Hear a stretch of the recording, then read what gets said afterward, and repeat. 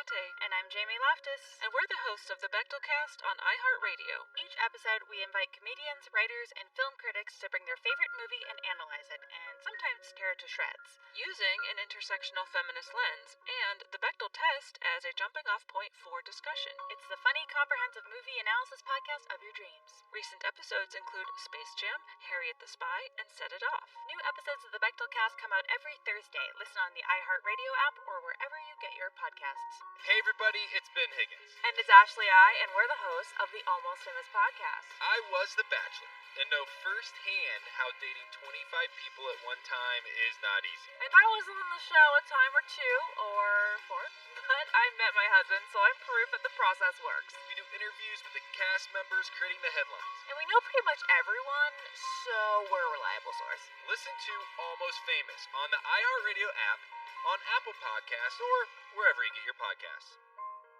Thanks for listening to the Herd Podcast. Be sure to catch us live every weekday from 12 to 3 Eastern, 9 to noon Pacific on Fox Sports Radio and FS1. Find your local station for the Herd at foxsportsradio.com or stream us live every day on the iHeartRadio app by searching Herd. You're listening to Fox Sports Radio. Here we go on a Tuesday. Welcome in, America. Live in Los Angeles, this is The Herd. Wherever you may be, however you may be listening, Fox Sports Radio, iHeartRadio, FS1. It is good to have you in. Nick Wright in 30 minutes. Joy Taylor is joining me also. 1 hour from now, The Herd Hierarchy. I'm doing the radio show. The TV show from the radio studio because of an abundance of caution. We had a little Fox Sunday stuff. We had somebody test positive, even though I've tested negative 3 times a week since then. We're just going to be cautious. I'm going to move over to the radio side today, tomorrow, yesterday. Joy Taylor, how are you? I'm great. That was a great game last night. Not quite the ending Tom Brady was looking for. But... No, yeah. It's interesting. So, Joy, I think you and I are alike in this regard. It's just, is it DNA? Is it parenting? I don't know. I'm not a stubborn guy. Like, if something doesn't work, I move off it. Because losing's embarrassing. Nobody likes to lose. In sports, in life, nobody likes to lose. So I don't really get stubborn people that go back to the same old thing when it doesn't work. Is it ego? Is it... I don't know what it is. I don't have it in me. I can't explain stuff that I don't embrace. And so stubborn guy, I don't get. I never have. Politically, I'd vote either side. Candidates bad. I'm not in Cub Scouts. I don't wear a hat and a uniform. I'm not 12 years old. I'll go to the other side. If something's not working, I'll go to the other side. I own me. You don't own me. I'm always trying to be flexible because I want to win. Last night, Sean McVay, flexible coach. Bruce Arians, inflexible coach. I'll give you an example. So, it wasn't a perfect night for the Rams. They went on the road. They could not run the football, and they forced their young quarterback to throw 51 times. That is not ideal in the NFL. On the road, good defense, throw it 51 times, you have no running game. But Sean McVay does something Arians doesn't. Number one, McVay always moves the pocket. What's it do? It keeps the defense on their toes. He has a lot of motion and deception. Slows down the defense, keeps them on their toes. And if the running game's not working and the protection's suboptimal, they have a lot of safety valves and dump-off plays. Bruce Arians, let's do more deep balls. 66 plays by Tampa, 6 had motion. I mean, at some point, Bruce Arians, look around the league. Put guys in motion. Be deceptive. I know you can't roll the pocket with Brady. But you didn't roll it much with Jameis Winston, who's much more athletic than Brady. 66 plays, 6 were in motion. And I watched that game last night, and my take was, that was a coaching mismatch. Tom Brady was 1 for 9 with 2 picks on throws over 15 yards. That's not what works for Tom Brady. That's never been what works for Tom Brady. Tom Brady likes to control with highly efficient, high percentage throws. Bruce Arians lives on throw it up in the air. And by the way, Tampa came into the game missing their best offensive lineman. So you know you're probably, and facing Aaron Donald, knowing you're probably going to get less time to throw. And by the way, there were the makings of a bad game for the Rams. They couldn't run the football. They're on the road. It's Monday Night Football. You're facing the GOAT and a good defense, and you ask Goff to throw 51 times. But there were two head coaches. One had safety valves. Cooper Kupp, 11 catches. Like, I just thought it was a coaching mismatch. Now, it should be noted, Tampa's 7-4. They're 11 weeks in. I went this morning and checked. I predicted they would be a wild card team and go 10-6. So if you look at their schedule, they look like they're actually going to go 11-5. But what would concern me if you're Tampa, if you look at the NFC playoff picture right now, it's a bunch of smart offensive coaches. It's Sean Payton. It's Cliff Kingsbury. It is Sean McVay. It is Matt LaFleur. These guys are much more motion, much more deception, much more roll the pocket. It's a very much a 2020 NFL game. And you can blame Tom Brady for all these interceptions, but I went and looked this up this morning. The three previous jobs Bruce Arians had, the starting quarterback had a career high in interceptions. Jameis Winston had 30, Carson Palmer 22, and Andrew Luck 18. And Tom Brady's on pace to have 15, a career high. So that would be 4 straight quarterbacks who have their career high in interceptions. I'm over no biscuit, no risk it. I'm over it. Like it's low percentage throws that did not describe the New England dynasty. It was high percentage throws. McVay, high percentage throws. Lower percentage throws equals less efficient, equals less consistent. If you start looking at what Tampa Bay is right now, you don't know. Every week it changes. Why? Because they run so many low percentage offensive plays, and so much of it is dependent on protection and who your opponent is. Again, you can blame Brady for all the picks, but Andrew Luck, Carson Palmer, Jameis Winston, and Brady are all going to have career highs in picks with Bruce Arians. And I watch McVay. He moves the pocket. He's got a lot of motion. There's constant deception. It keeps the defense on their heels. And if it breaks down for Goff, if the protection breaks down, he's got safety valves. Here's Arians after the loss. I thought he called a good ball game. We got to execute better. You know, when guys are open, we got to hit them, and we can't misread coverage. We got to protect a little bit better when we do have guys deep, and let him hit that guy instead of have that pressure that costs us an interception. Maybe it's not always the pressure that causes the interception. So I was looking at the standings this morning, and we're 10, 11 weeks in, and this is about the time we all kind of know who's really good and who's really bad, and there's a bunch of stuff in the middle that'll sort itself out. But I think there's an understanding in the AFC that Kansas City and the Steelers are the best two teams. And I would not deny that. I think Pittsburgh wishes they could run the football more consistently. But if you look at the AFC playoff picture, I don't think anybody denies this. The Steelers and the Chiefs are the two best teams. But when you go over to the NFC playoff picture, the people go, there's a lot of Packers, the Eagles. No. I think we now know who the two best teams are, the Saints and the Rams. And I say that because when I watched the Rams last night, everybody in the NFC right now, there's an issue. Seattle, no pass rush, struggles in the secondary. Green Bay doesn't play well when it's physical football. Tampa Bay, old school head coach. It's a lot about the matchups, inconsistent week to week. Arizona, young, but still feels like they're a draft away from competing defensively. Philadelphia, Giants, don't waste my time. The Rams and the Saints are the only two teams in the NFC like the Steelers and the Chiefs. What's their hole? Both have good special teams. Both have a pass rush. Both have good secondaries. Both have coaches who have gotten to a Super Bowl. I don't have a coaching issue. I don't have a defense issue. I don't have a back-end secondary issue. I don't have a special team issue. Both have above-average offensive lines. Both can run the football on most Sundays, and if they can't, they can throw the football. The knock on the Saints is they don't throw it down the field much.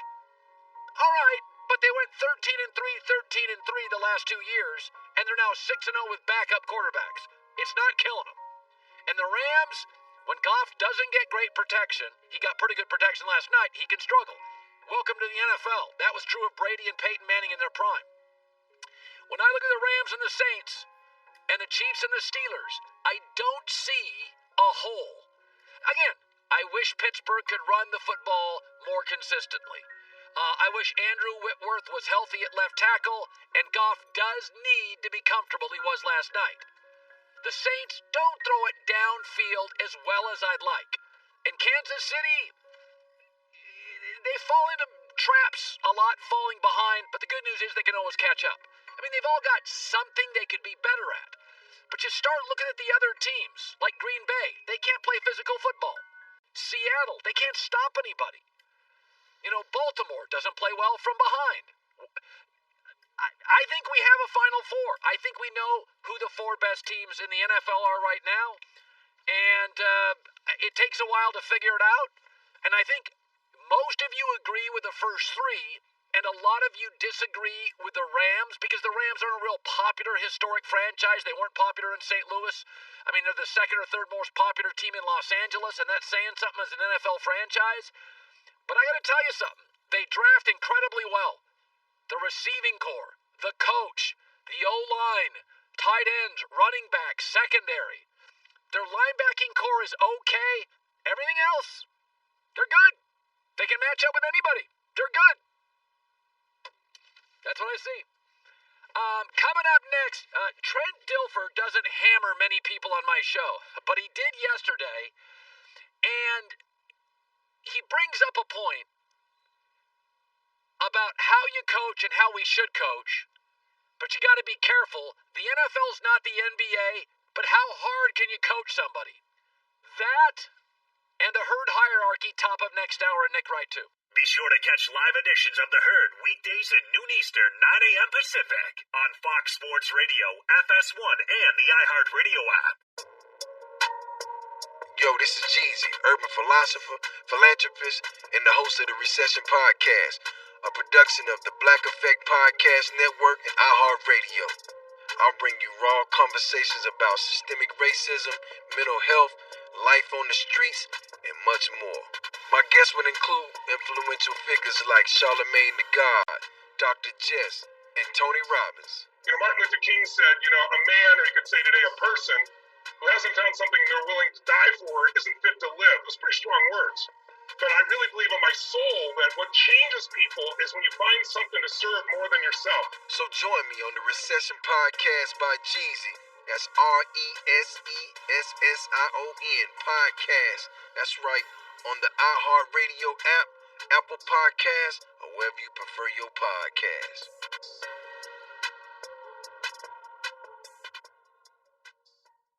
My name is Lowell Berlanti, and I created the podcast Prodigy to find the answer to a very complicated question. Can genius be created? I asked academics, researchers, scientists, and the prodigies themselves to gain a better understanding of intelligence, skill acquisition, and expert performance. So disregard all simple explanations, because complex questions require complex answers. Listen to Prodigy December 3rd on the iHeartRadio app, Apple Podcasts, or wherever you get your podcasts. Good to have you in. Top of next hour. The herd hierarchy. By the way, take time to change your wireless provider. Go to Pure Talk. Don't have to change your phone or your number. $20 a month, that's it. Grab your phone, dial pound 250 and say my name, Colin Coward. If you say that, you get 50% off additionally in the first month. Pure Talk. Joy Taylor, Eric Dickerson later today.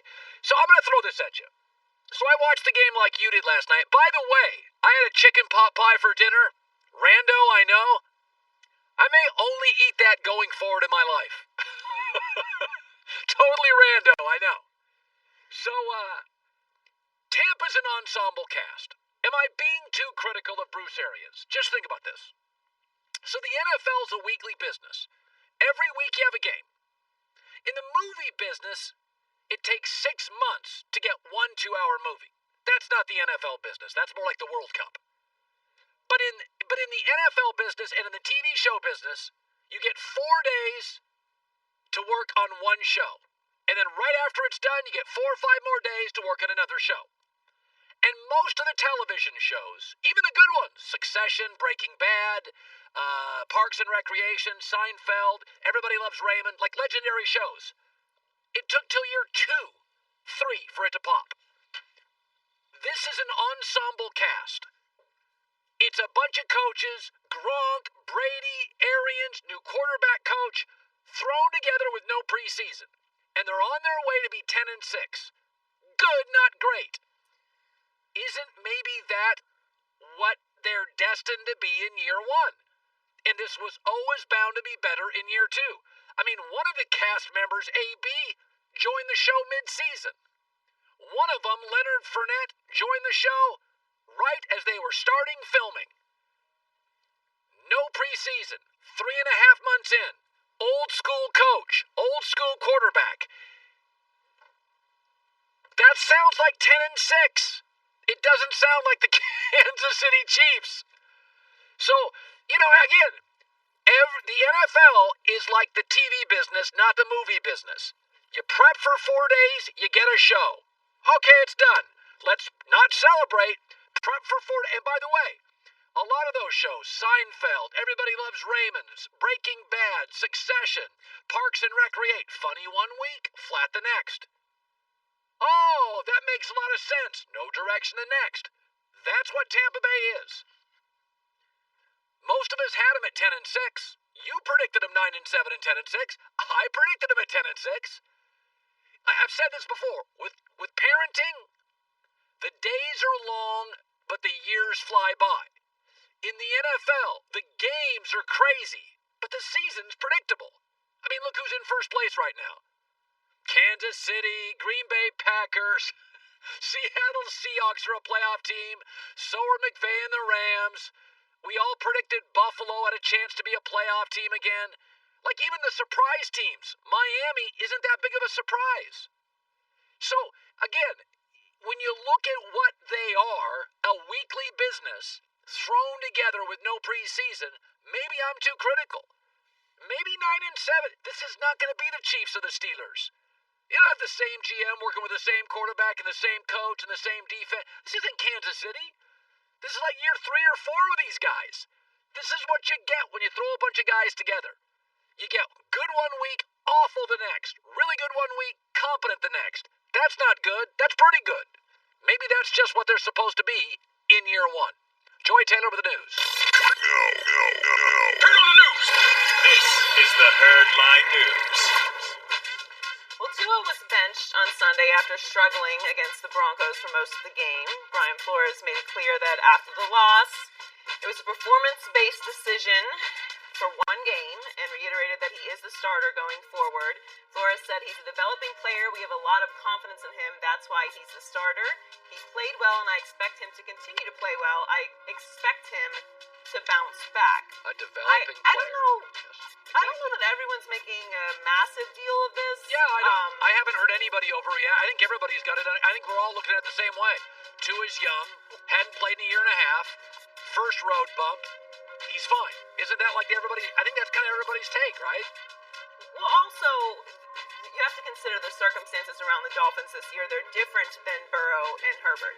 If Herbert struggles like he did in Week 10 in his 8th start when he went 20 of 32, 187 yards, 2 passing touchdowns and 1 interception, that's his worst stat line. Joe Burrow, Week 5, 19 of 30, 183 yards, 1 interception, 2 fumbles, and was sacked 7 times. But those teams are not very much in the playoff space. Right. So you can let them continue to start after a bad game because they're developing, and it doesn't matter if you win the next few games or win or lose the next few games. You're not in the playoff hunt.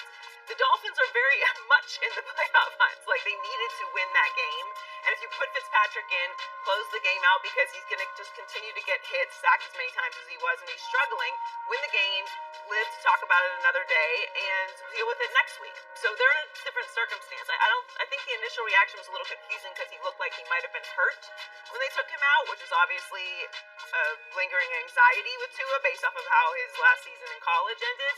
But I think everything's going to be fine. And like we said yesterday, Tua is the type of player that can handle this kind of situation. Yeah. Not every quarterback can do that. It's often why there's a long discussion about when you start a rookie quarterback, because if he does struggle and needs to take him out, does that crush his confidence? I don't think that's a situation with Tua.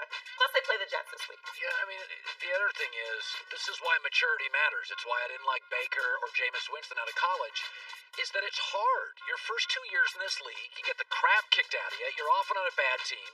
You get benched.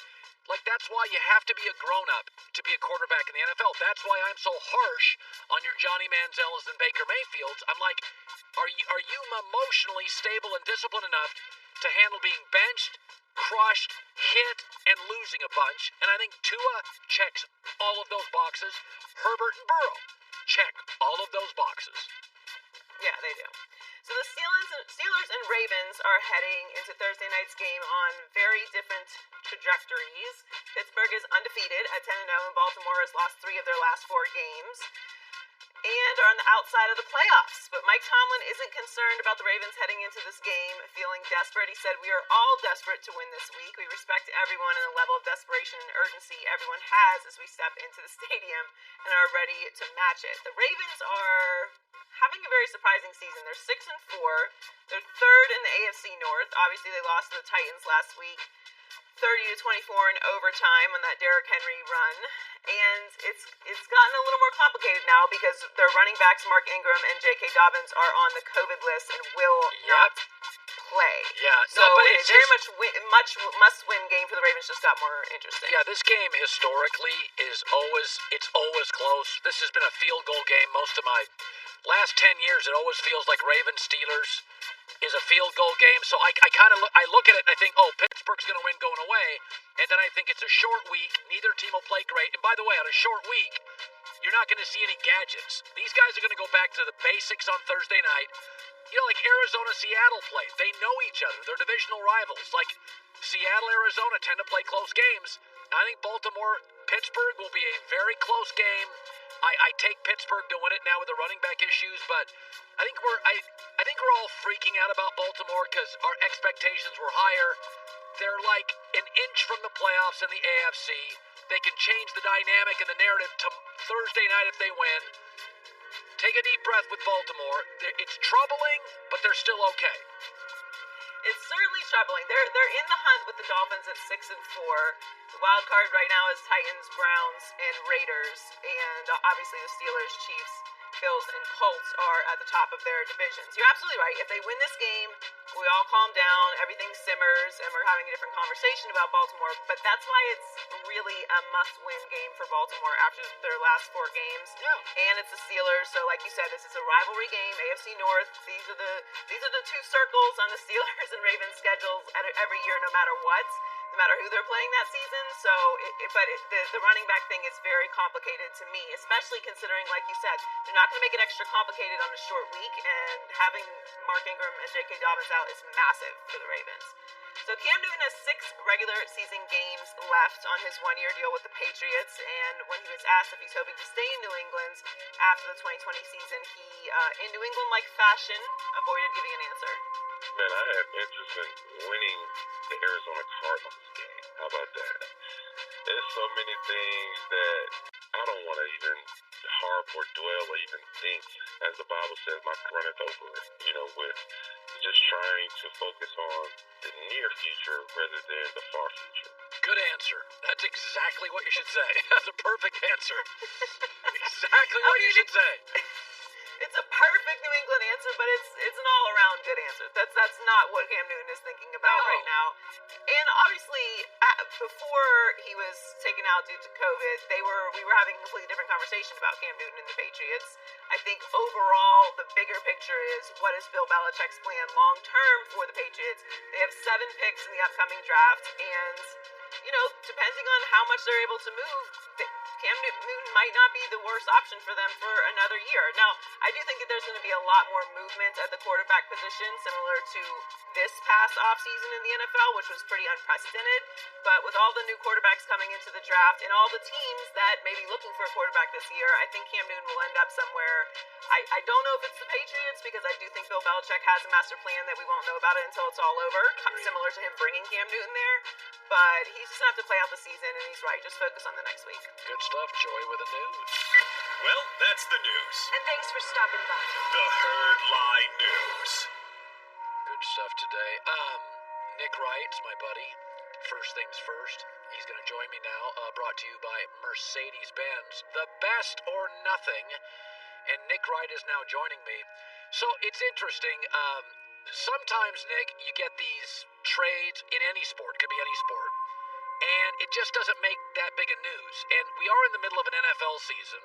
And so an NBA trade is big on Twitter, but it's not going to be on our shows very much.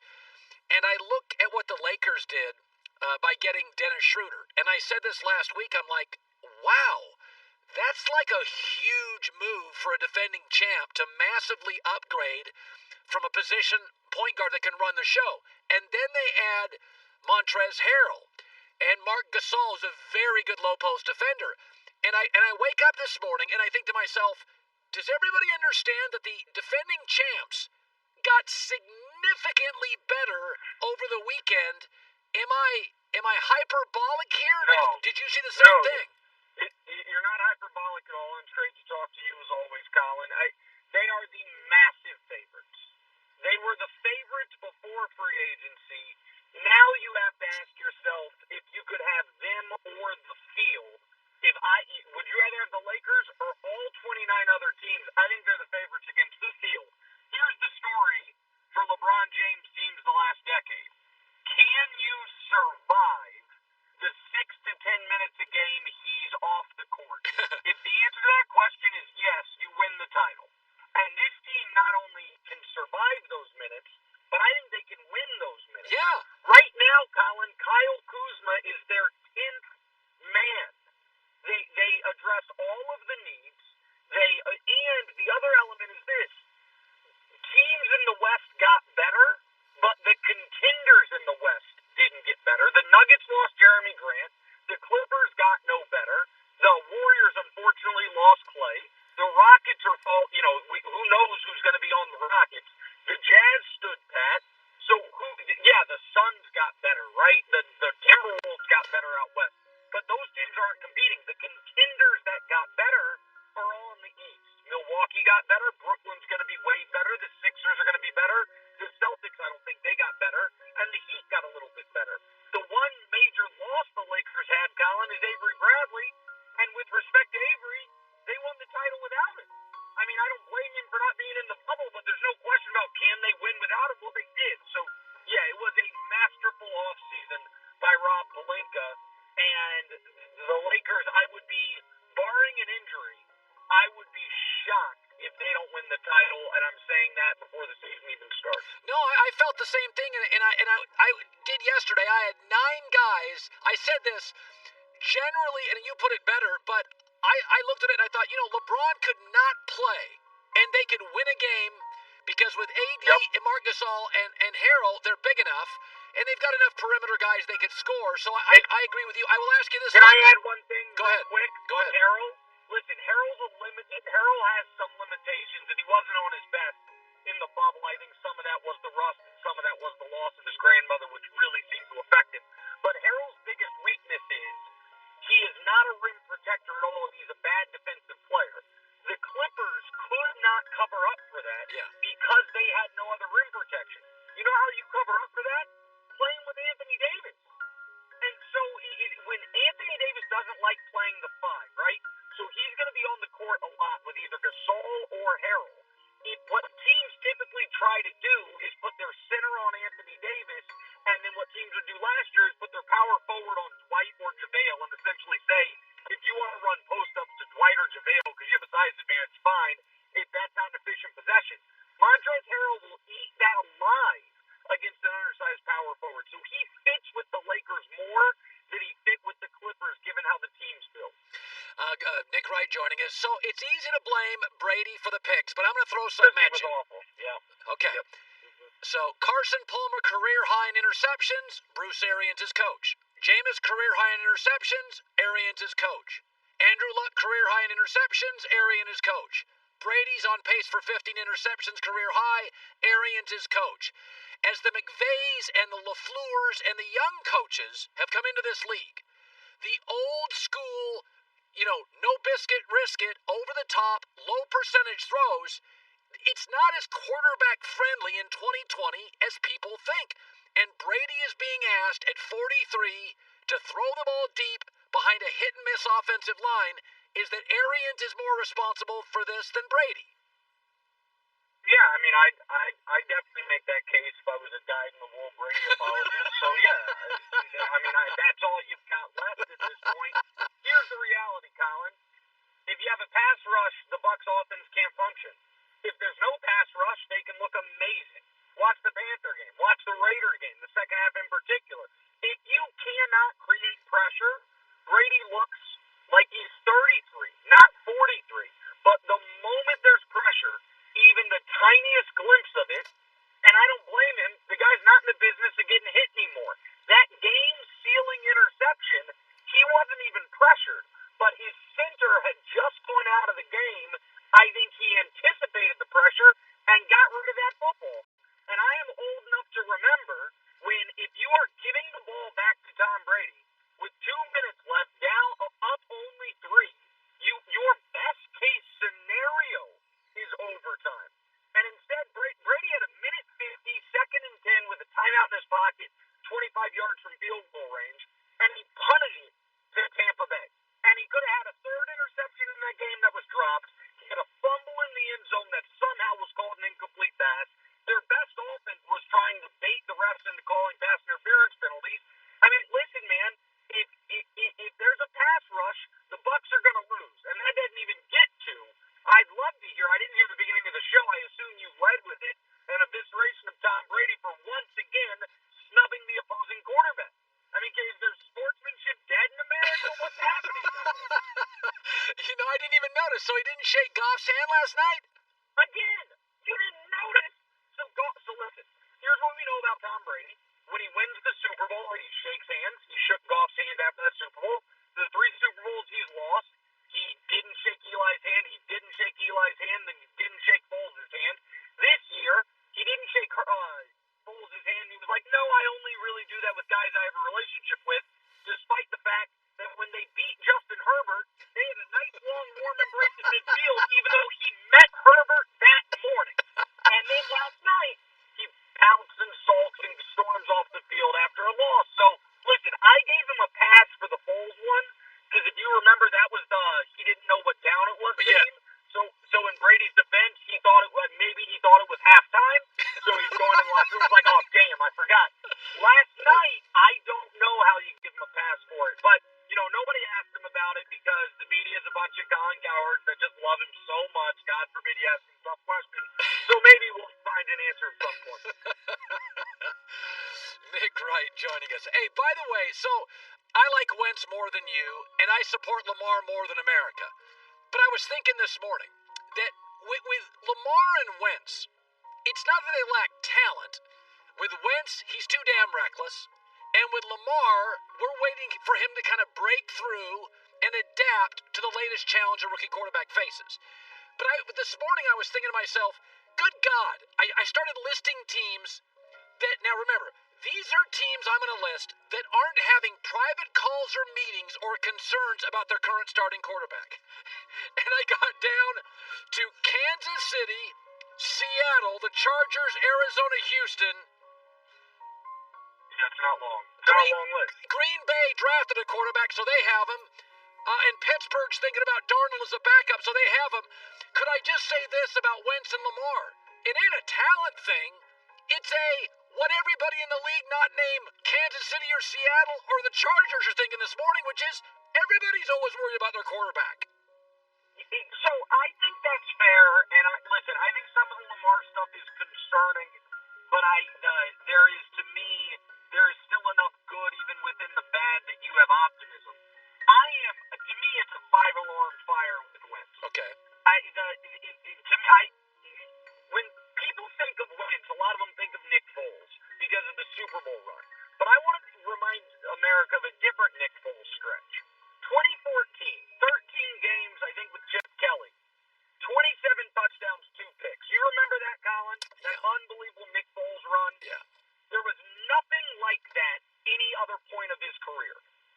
Is there a chance that we're going to look back on Carson Wentz and say, the dude had an amazing 13-game stretch in 2017 when we said he was the league MVP. But that's just not who he is. He is a turnover machine, 14 picks, 10 fumbles. It's really, really concerning. And if you're Philly, I don't know if you've looked at the contract. I know you study spot rack every night. But next year, it is $35 million to keep him and $60 million to move on. Yeah. So he is their quarterback next year. And all he had to do was take care of the football against Cleveland, and he couldn't do it. He hasn't been able to do that. And by the way, I know we're out of time. Just speaking of Cleveland, I'm just curious. Has it dawned on you yet that you currently live in a world where Baker Mayfield's team has a better record than Tom Brady? That washed over you? Have you let that happen? Yeah, I'm fully aware of that. Not overly happy with it, but I can acknowledge, hey, I picked Cleveland to be 9-7 and make the playoffs. So it looks like they'll win 10 or 11, but the shock of the division to me is Baltimore, not Cleveland. I kind of like Cleveland. I think Stefanski next to Gruden's my coach of the year, so I think he's done a great job acknowledging what they are and what they're not. I got to run, buddy. Good seeing you. Good talking to you. See you guys. Bye. All right, Nick Wright. Didn't see him, just talked to him. Top of next hour, the herd hierarchy. Yeah, 2 things. First of all, Joe Burrow went down. It made me sick to my stomach. I reached out to him. It is awful, and it's worse than we think. But I will tell you this, and it's the strength of the NFL. There's actually great news for Joe Burrow and the Bengals in this, and I'll explain that coming up. Plus, again, the herd hierarchy, top of next hour. Be sure to catch live editions of The Herd weekdays at noon Eastern, 9 a.m. Pacific. Are you dealing with best life burnout, constantly striving for more, and quite frankly, over it? Maybe you just want more joy, peace, and laughter in your life now. Well then, let's go. Welcome to your new favorite podcast, Hot Happy Mess, hosted by me, your girl, Zuri Hall. Join us each week as we discuss dating, relationships, self-care, career wins and losses, and so much more. Oh, and moments like this. You know what? Sometimes the grass is greener on the other side because it's fake.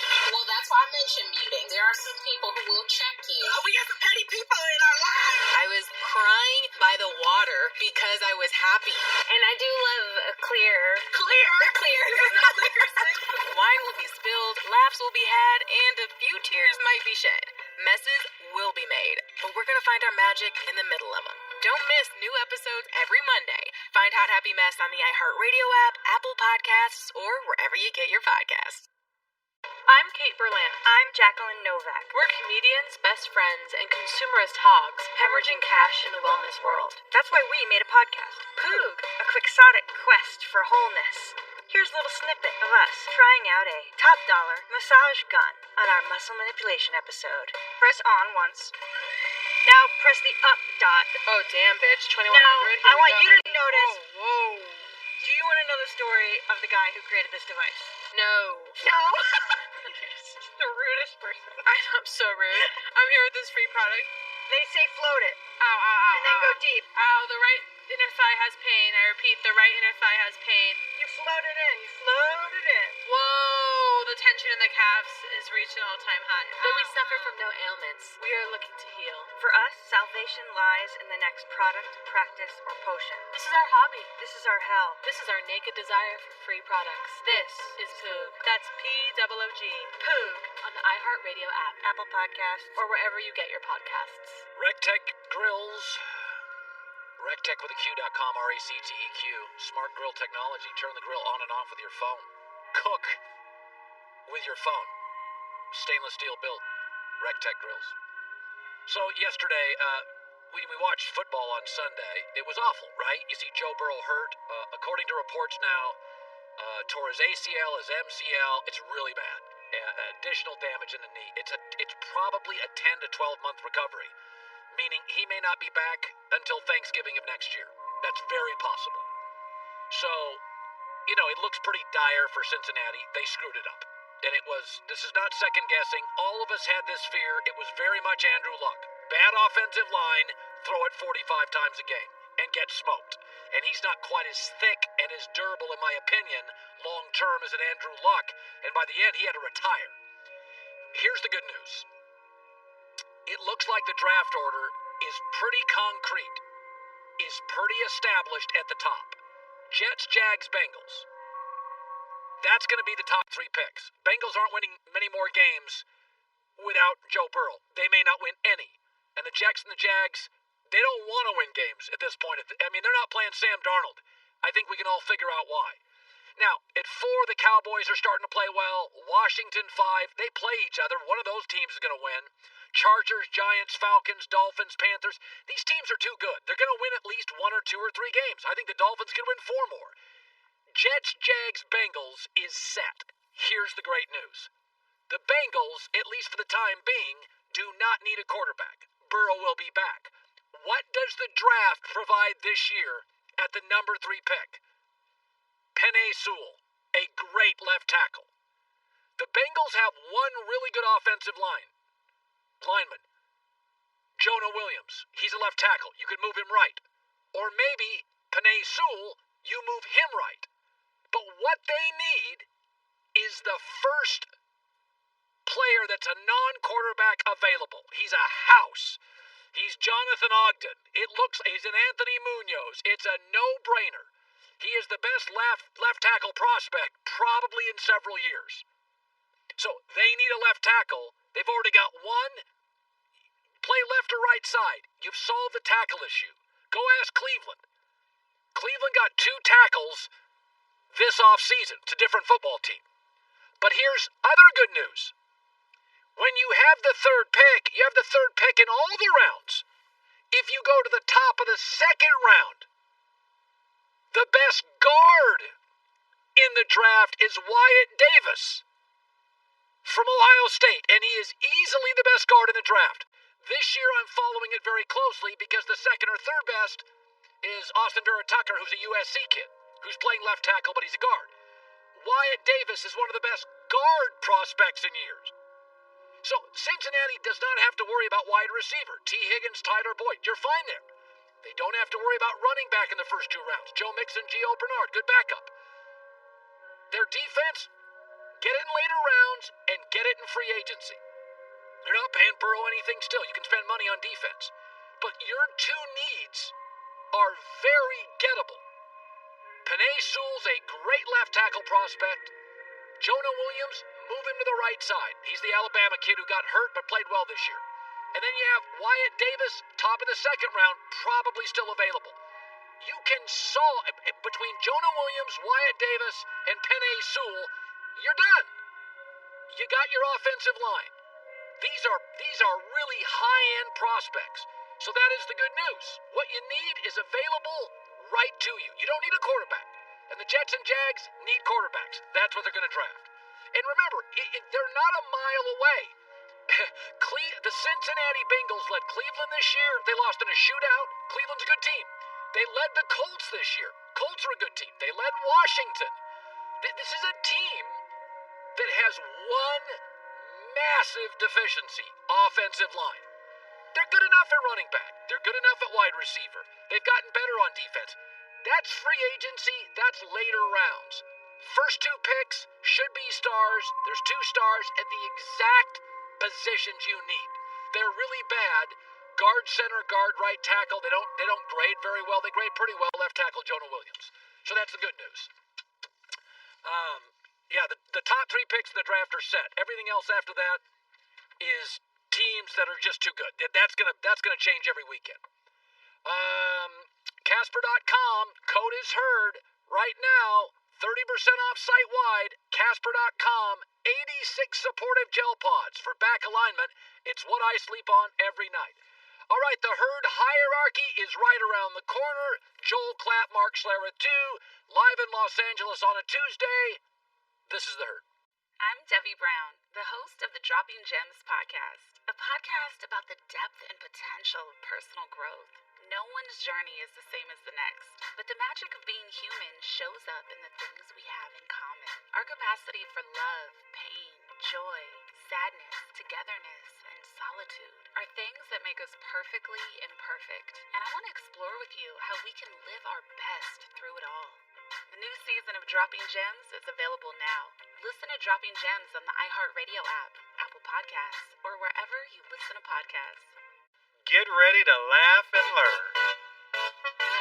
I'm Nick Smith. I am Flamin' Road. I am he, she, we. He cash a check, she make the money, we spend it. Laugh and Learn is a weekly podcast bringing you the latest headlines, keeping you politically informed, mixed in with a little pop culture. You never know what you're going to hear. Subscribe and listen to Laugh and Learn on the iHeartRadio app or Apple Podcasts, or wherever you listen to podcasts.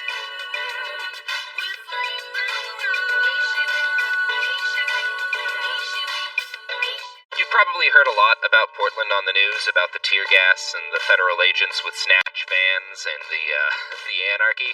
What you probably haven't heard is the truth, because the reality of what happened in Portland is so much stranger, so much more incredible than what the mainstream media was willing to show. I'm Robert Evans, and along with all of the other voices on my podcast, Uprising, A Guide from Portland, I was there. Listen to Uprising, A Guide from Portland on the iHeartRadio app, Apple Podcasts, or wherever you listen to podcasts. Hey, this is Dean Unglert. And I'm Jared Haven. Together, we host a podcast called Help I Suck at Dating. Do you suck at dating? No, seriously. Do you suck at dating? Do you feel like you're always trying to get it right and it just doesn't happen? Join us each week for Help I Suck at Dating. We'll laugh, we'll cry, but we'll get it figured out. Listen to Help I Suck at Dating on the iHeartRadio app, on Apple Podcasts, or wherever you get your podcasts, and join the Suck Army. Thanks for listening to the Herd Podcast. Be sure to catch us live every weekday from 12 to 3 Eastern, 9 to noon Pacific on Fox Sports Radio and FS1. Find your local station for the Herd at foxsportsradio.com or stream us live every day on the iHeartRadio app by searching Herd. You're listening to Fox Sports Radio. Here we go. It's hour 2. We're live in L.A. This is The Herd, wherever you may be, however you may be listening. Fox Sports Radio, iHeartRadio, and FS1. I'm in the radio studio this week. Abundance of caution, COVID stuff. A show I was on the weekend, somebody tested positive, a couple of people. So I've tested negative 3 times. I wear a mask everywhere I go except radio, so far so good. Cross your fingers on that. Joy and I go out and occasionally have a chicken pot pie. Joy stays home. Joy, have you gone out yet to a restaurant since March? Seriously. Yes, of course. Of course. I'm very sympathetic to all of the restaurant owners and workers in restaurants here in LA County. It's very I'm sure it's very upsetting, and they're distraught right in time for the holidays, so my heart and thoughts are with them, and I will be ordering takeout for the next couple weeks. But yes, I do go to restaurants. Pot pie is interesting though, because it takes a long time to cook, and then you gotta wait for it to cool off. Oh yeah, before you eat it, or like you burn 15. your mouth. Yeah, like 15 minutes. I watched it. Yeah, it's a process. Yeah, I watched it longer than I ate it. I watched it most of the night. So here we go. It's called the Herd Hierarchy. We got some good teams now. There's a couple of teams I did not put in this Herd Hierarchy that I think will make the playoffs. So that's what we're looking at right now. We got some good football teams in this league. We have a very small top, but a pretty broad middle to slightly above average, and here we go. Herd Hierarchy. Time is now. Let's go. The top 10 NFL teams according to Colin. Number 10. I've got a soft spot for the Tennessee Titans because it's old school football. I respect their head coach, Mike Vrabel. They overcame an 11-point deficit against the Ravens. They run the ball. They lead the league in rushing attempts. And they're pretty good playing from behind. Ryan Tannehill's had 5 winning drives this year, late in games, which leads the NFL. They are very old school football, but I got a soft spot for them because I've loved the NFL for 40 years, and I have the Titans, the well-coached Titans, at 10. Number 9. Seattle is 9, but I probably have him too low. Keep your eye on their defensive line. L.J. Collier had his best game as a pro last week, and Carlos Dunlap over from the Bengals appear to be able to provide the pass rush they need. They held Arizona to a season-low 21, and they have the easiest remaining schedule in the NFL. We know Russell's got 30 touchdown passes, tops in the league. I've got him a little low. I want to watch their defensive line this week. They may have solved a big issue. Number 8. I got to give it to the Raiders. They've become the model of consistency. 3-1 in their last 4 games, 15 straight games with over 300-plus total yards. That's the longest active streak in the NFL.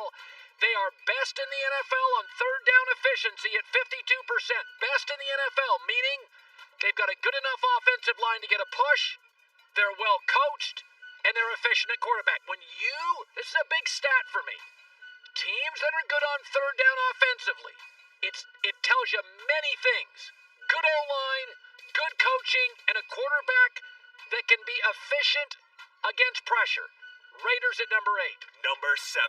Green Bay Packers. I may have them too high. I'm doing this for Aaron Rodgers because they have the worst red zone defense this year.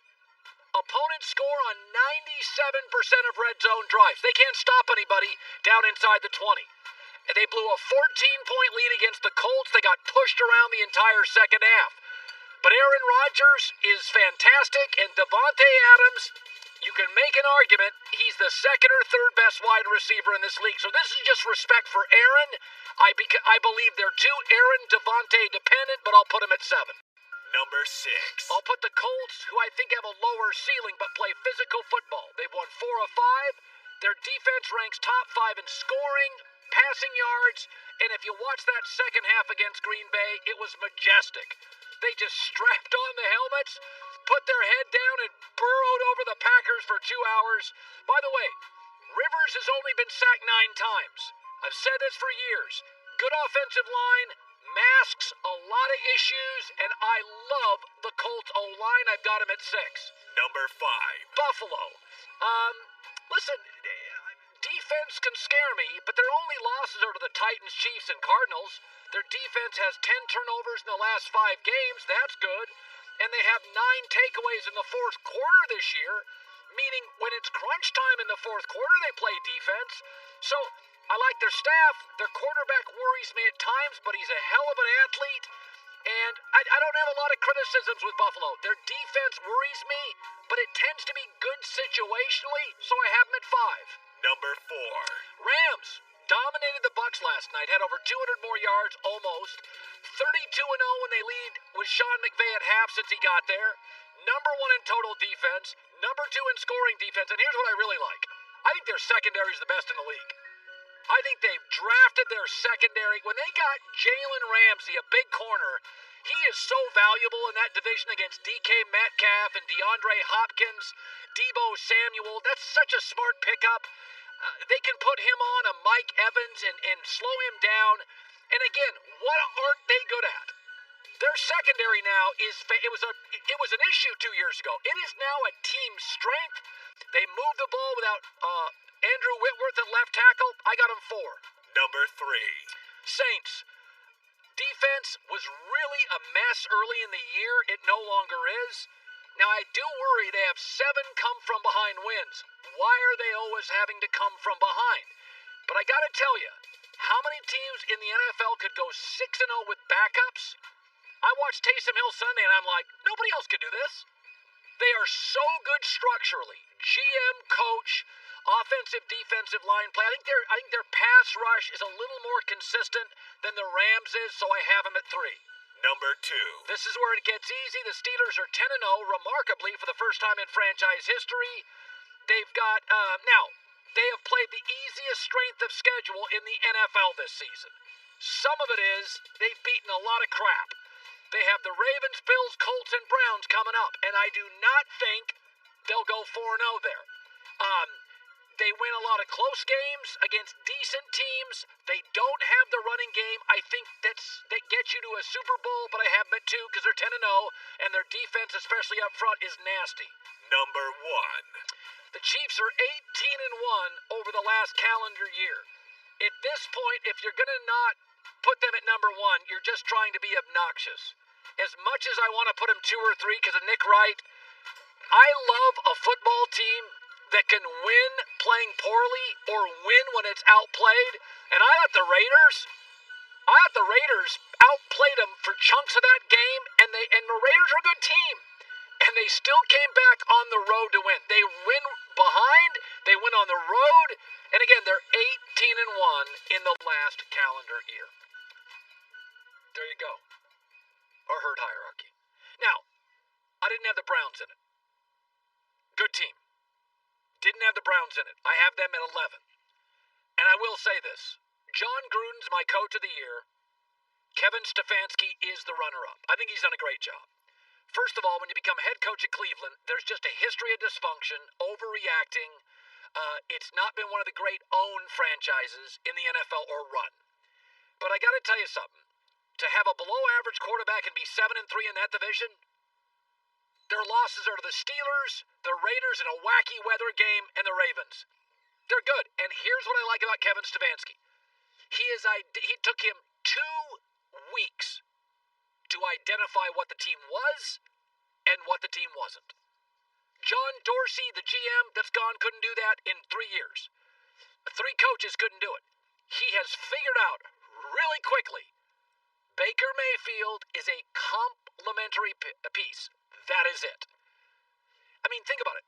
They got got a draft and a great tackle, and in free agency they got a great tackle. So their offensive line is significantly better, and they added a Pro Bowl level tight end. You'd think, oh, they're going to throw more. No, they're throwing less. They were 10th in pass attempts last year. They're 26 in pass attempts this year. Why? Because Kevin Stefanski by week 2 realized, here's what we are, and here's what we're not. He didn't draft Baker. I don't think he would. He's not beholden to him. He doesn't have the general manager who drafted him, and he identified really quickly. Baker is at his best, throwing about 25 times a game, hopefully with a strong running game, which allows him to throw on 2nd and 5 and 3rd and 2. And Baker in that space, pretty darn good. But Baker trailing or Baker under pressure, the numbers are out. He's bad. Like bottom of the league. Baker trailing, Baker has to throw, Baker with a pass rush, he's awful. Okay, that's fine. Baker with a lead in the running game, you win games. They're not pretty. And they've been playing in bad weather, so I haven't had any strong opinions on Cleveland in 3 weeks. They're playing in 30-mile-an-hour winds. If you're playing in a city where you'd be cautious to land a plane, I'm not going to rip you. So Cleveland's winning. They deserve credit, but I think Stefanski's done a great job. I have Cleveland at number 11. Sorry if I don't trust him as much as the Titans and Mike Vrabel. I don't, but I think their coach has done a remarkable job, and I'll tell you this. If I'm a Cleveland Brown fan, I don't know if Baker's there in a couple years. I think Stefanski will be. I think Cleveland found their coach. And it's one thing about coaching. Like, you can say, when I look at coaching, there's 2 things that I look for. And right now, Tampa's struggling with this and Philadelphia's struggling. So Bruce Arians and Doug Peterson are struggling. Do you identify what you are and what you're not? Tampa still doesn't know. Philadelphia doesn't know. That's the one thing. And do I get a consistent effort week to week? I don't with Philly and I don't with Tampa. When I watch the Browns, I kind of get the same team every week. Even the loss to the Raiders. There was a crazy weather game. I'm not gonna bang on him for that. I didn't say anything negative about Cleveland after that loss. I'm like, come on, it's 35-mile-an-hour winds. I got nothing to say. But my thing is, do you have an offensive identity? They do. And do I kind of get the same team every week? I kind of do. The same ceiling, the same strength, the same liabilities. I kind of get it every week. So I think Stefanski's a home run. I think he did it. I think, it doesn't take long. We've seen this before. Matt Patricia, we knew about 8 games in. Doesn't work. It's not good. And we also knew with Sean McVay 8 games in. Oh, this is really good. Sean McDermott at Buffalo. We knew by very early year 2. He knows what he's doing. Matt Rule at Carolina. I think we've all figured out. He knows what he's doing. It doesn't take long. Joe Judge, I'm a fan of. I think Stefanski works. Now, you could say, well, they got a lot of talent. Cleveland's had a lot of talent for a lot of my life. Cleveland's had a lot of talent for a lot of my life. But it's been a circus. Also, Cleveland doesn't talk anymore. Cleveland doesn't yap anymore. When's the last time we talked about the Cleveland Browns? We don't. I lived on the Browns for 3 years. They never shut up. They don't talk anymore. They're like grown-ups. Stefanski gets credit for that. He's just one of those guys. Academic, cerebral, smart. He's got a little alpha, but not too much to be silly. I like what he's done. I really like what he's done. Coming up next, Mark Schlereth stops by. Trent Dilfer didn't drop a lot of bombs. He did yesterday, that's for sure. And the Lakers, it must be sad to not be them right now, because good God are they good. That's coming up. Want more Herd? The Herd streams 24 hours a day, 7 days a week within the iHeartRadio app. Search Herd to listen live or on demand whenever you'd like. Ever wondered why there are two ways to spell donuts? Or why some people think you can find water underground just by wandering around with a stick? Believe it or not, this is stuff you should know. You Know the podcast with over 1 billion listens. It's now for your eyes, so you can read it. Stuff You Should Know, an incomplete compendium of mostly interesting things, covers everything from the origin of the Murphy bed to why people get lost. Pre-order at StuffYouShouldKnow.com or wherever books are sold. Are you dealing with best life burnout, constantly striving for more, and quite frankly, over it? Maybe you just want more joy, peace, and laughter in your life now. Well, then let's go. Welcome to your new favorite podcast, Hot Happy Mess, hosted by me, your girl, Zuri Hall. Join us each week as we discuss dating, relationships, self-care, career wins and losses, and so much more. Oh, and moments like this. You know what? Sometimes the grass is greener on the other side because it's fake. Well, that's why I mentioned muting. There are some people who will check you. Oh, we got some petty people in our lives. I was crying by the water because I was happy. And I do love a clear. Dickerson. Wine will be spilled, laughs will be had, and a few tears might be shed. Messes will be made, but we're gonna find our magic in the middle of them. Don't miss new episodes every Monday. Find Hot Happy Mess on the iHeartRadio app, Apple Podcasts, or wherever you get your podcasts. NFL tradition continues on Fox as Washington takes on Zeke and the Cowboys. Thanksgiving Day, 4 Eastern, only on Fox and the Fox Sports app. Yeah. Dallas favored by a little more than a field goal. Andy Dalton looked pretty good. Weather can be unpredictable this time of the year. Michelin Endurance XT silicone wiper blades. Last 2 times longer. Available only at Walmart. Mark Schlereth got 3 Super Bowl rings. Multiple-time Pro Bowler, a Fox Sports NFL analyst. He is now joining me live. He had the Eagles-Browns game. You know, I was just talking, Mark, about the Browns, is that I don't really think they're a top 8, 9, or 10 team, but I will say this. They kind of know what they are now. They've got Baker playing under control right now. When you watch that game, is Cleveland good enough to win a playoff game, in your opinion? Yeah, I mean, they're going to have to do it. They're going to have, there's a formula to it, Colin. I mean, you know, they're going to have to control the tempo of the game. They're going to have to control the clock, the time of possession, eliminate the opponent's offense to maybe take it from a 12-possession game down to an 8-possession game, and you know, and allow their defense to stay fresh on the sideline, rush the passer. I mean, that's what they have to do, create turnovers. If they have that kind of game, of course they can win a playoff game. Their issue really is in their passing game. They have lost 2 guys that make a huge difference. They lost JoJo Natson, who's a deep top over the top coverage guy, and obviously Odell Beckham Jr. And so they don't have anybody that really threatens anybody deep. So you can tighten up coverage, even in zone stuff. You can tighten up, and you don't have to worry about getting beat by a double move and all that kind of stuff. So, but if they have the right formula, and Kevin Stefanski, their head coach, is a believer in the formula. Like, we are going to wear you out up front. We're going to bludgeon you, and then we're going to throw some play action stuff, some of the boot keep game with Baker, who does that exceptionally well, throwing on the run. Like, that's how we have to win. They know their formula, they know their identity, and I appreciate that about teams. You know, there's some teams, well, like Philly, the team they play, that really doesn't know what they are. Yeah. And at least Cleveland knows exactly what they are. Yeah, no, that's what watching them. I watched that entire game, and that's what I felt. One team knows what they are, one doesn't. Now, so it's easy to bang on, Brady for last night's performance, but 3 times a quarterback with Bruce Arians has had his career high in picks. Andrew Luck, Carson Palmer, and Jameis Winston, and Brady's on his way to be the 4th. A lot of deep balls, not a lot of safety valves if the O-line deteriorates. Almost no motion, 66 plays, only motion in 6 of them. How much of this is an old school coach and an old school quarterback, and they just can't agree on the offense? Yeah, I think there's some of that. I think there is some, like, you look at teams that want to be static in formations. One thing about being static in formation, as you mentioned with Tampa, is you never make the defense think. And when you don't make the defense think, well, they can just pin their ears back and go, right? When I motion and I shift and I change strengths and I change formations, guys have to flip-flop sides of formation. Linebackers have to crisscross. It puts you on your heels. And now in the secondary, you have to communicate. And if you never make anybody communicate, guess what?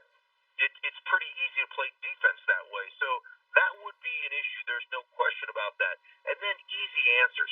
Like, to me, Brady, as good as he's been, and he is, the best that's ever played, and he's great manipulating the pocket and sliding in the pocket. But when you get him off his spots and you don't have easy answers, like, to me, there's got to be an easy answer. I can't have my quarterback, especially a guy that's 43, jumping off the high dive every play. Like, sometimes I need him just to wade in the water, right? Like, hey, just go down the steps and wade in the water, and it's thigh deep, and you're not gonna dip your nethers in there. It's not gonna shock you that way, right? You just need the thigh deep water. That's okay. We don't have to jump off the high dive every freaking time. And so you need, as a coordinator, you need easy answers. You need them built in. If we get this, man, just dump it, get 4 yards, and let's play in 3rd down and 4. Let's not play in 3rd down and 8, because 3rd down and 8 is a miserable place to be. Mark Schlereth joining us, 3 Super Bowl rings. I said this weekend, the Raiders' loss to the Chiefs was the single best loss in the NFL this year by any team. It had blowout written all over it. Andy Reid off a bye, revenge game, Raiders starting to listen to the press. I think I like the Raiders more after that loss than I have off any win this year, including the Kansas City win. Like, everybody stumbles. I was blown away by the Raiders and Derek Carr. Your thoughts? Yeah, I think that Derek Carr I've always liked Derek Carr. I've always thought he was good, but I think he's just taken it to the next level. John Gruden, having conversations with him, I've done a couple of Raider games where he just said, hey, man, I just found out that Derek Carr, the more I put on his plate, the better he plays. Like, he wants all the information. He wants all the checks. He wants to run it all at the line of scrimmage. And sometimes, like John Gruden goes, sometimes I just send in a formation.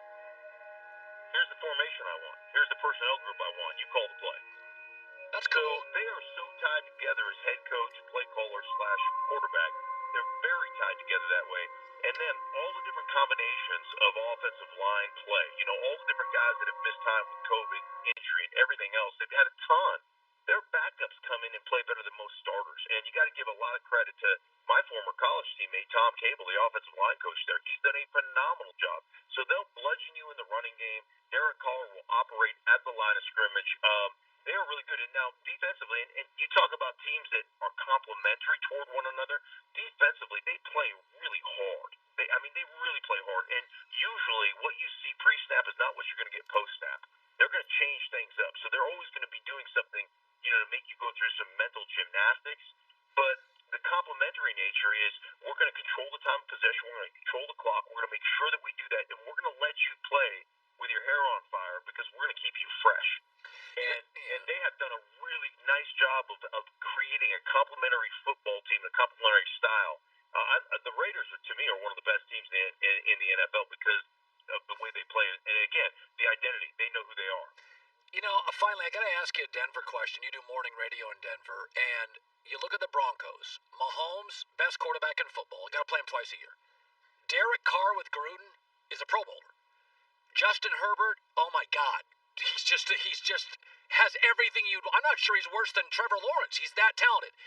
If you're Denver this morning and John Elway, Drew Lock, I'm serious about this. Is it time for them to make a move at quarterback?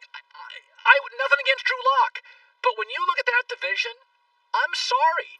I got huge mega talent 6 games in. What are they going to do at quarterback in Denver? Yeah, it's a great question, Colin, because it's funny. I had this conversation on my show today.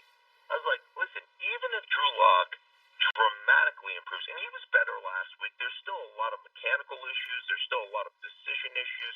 He had 4 or 5 deep balls, maybe 6 deep balls that he threw. They were woefully inadequate. They were woefully inaccurate. And so not only are you not completing them, but you can't even draw a PI. At least give us a chance to draw a PI. You can't even do that. So there are a lot of those issues that crop up. And even if you dramatically improve in the next, let's call it whatever it is, 6 games, 7 games, 6 games left, even if you dramatically improve, or 7 games, you know what? You're still the 4th best quarterback in your division. You tell me, Colin, you'd know better than I would. How many division winners are there in the history of the National Football League who had the 4th best quarterback in their division? Because I would venture to guess not many. Yeah, I mean, there may be an outlier every now and again, but I don't think it happens very often. Well, if you're Kirk Cousins, who's considered the 3rd best talent, and you have a really good defense or spectacular offensive talent, you can get to the playoffs. But the rule has always been, and I've sadly looked this up, you got to have one of the best 2. You don't have to have the best. You can win a Super Bowl having the 2nd best if you have better players around you. But once you get into that Kirk Cousins 3rd best guy in the division, you have to really get a discounted quarterback or have sensational weapons, a sensational defense or sensational offensive weapons, and that's hard to come by in the National Football League. I got to run. He's Mark Schlereth. It's good talking to you, buddy. Likewise, man. Be good. All right, Joy Taylor, live with the news. Heard on the news. This is the Herdline News.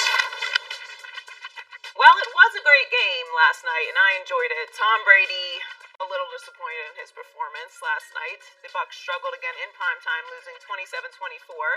He completed 26 of 48 passes for 216 yards with 2 touchdowns and 2 interceptions. And he expressed his frustration with his performance after the loss. He said, I think that's a good word, disappointed. I have to do a better job. Absolutely. Tonight was very inefficient. Didn't do a very good job during the second half. Offensively, we just couldn't make the plays that were necessary to be efficient. We had plenty of chances. We've got to get them fixed. He was clearly very frustrated yesterday. I was actually surprised he continued to go to Leonard Fournette after the 3rd drop there. He did not shake John Goff's hand after the game, which is clearly becoming a thing. I thought about it this morning because I noticed it right away that he didn't shake Goff's hand, and my initial reaction was like, wow, he's really going to do this again. And I came to the conclusion that, when someone doesn't go out there and shakes his hand, then that's how it'll go. I think people always shake his hand, obviously, because that's the thing that you're supposed to do after the game is shake the opponent's hand. I don't get too crazy about the whole sportsmanship thing because I think competitors get emotional, and so I'm not going to lose my mind about it. But I don't ever want to hear about if someone doesn't shake Tom Brady's hand after a loss that they're being disrespectful. That is what I don't want to hear. But look, they had a frustrating end to the game, and that interception he threw at the end of the game was obviously brutal. He's had 9 so far this season. He threw 5 through 11 games in 2019 and only had 8 all of last season. So there's obviously a very big difference. Arians said today that he thinks Brady is getting confused at times with the coverage. He says that he doesn't see that at all in practice. We don't miss the deep ball in practice. That's for sure.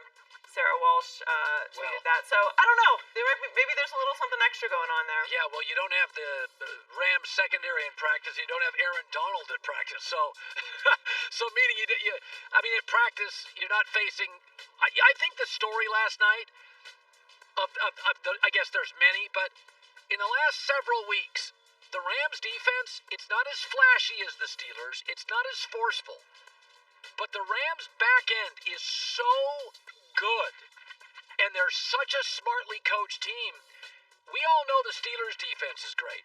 I think the Rams' defense is the most underrated side of the ball for any team in the league this year. We always kind of know Kansas City's offense is great, the Titans' run game. We kind of identify what's great.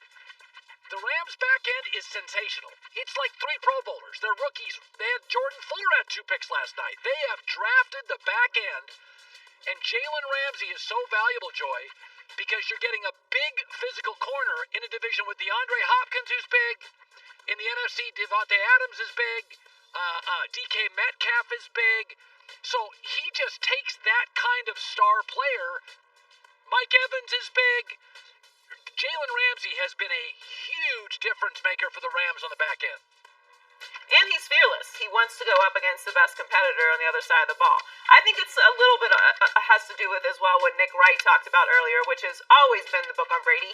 He does not like to get hit. He doesn't like a lot of pressure, and of course no one does. But it's what it is. If you can get pressure on Brady, you can get him out of his pocket and make him uncomfortable. He's not only going to make mistakes, but he's going to get frustrated, and that's what he was last night. I don't think it's all falling apart for the Bucs or anything like that, but this is just a new environment for Tom Brady. And again, because it's Tom Brady, we're going to have higher expectations of him and the team that he goes to, but they're a team with a new quarterback this year in a COVID-shortened season, so maybe our expectations are a little too high for the Bucs going into the season. So Doug Peterson has been very clear that Carson Wentz is not going to lose his starting job, even though they ask him every single week. But we could see more of Jalen Hurts in the coming weeks. Peterson said he's going to try and give Hurts an expanded role in the offense and get him in the game more in the near future. He's only played one offensive snap this week against Cleveland. He played 28 offensive snaps all season. He's completed 2 passes for 27 yards and also has 12 carries for 56 yards.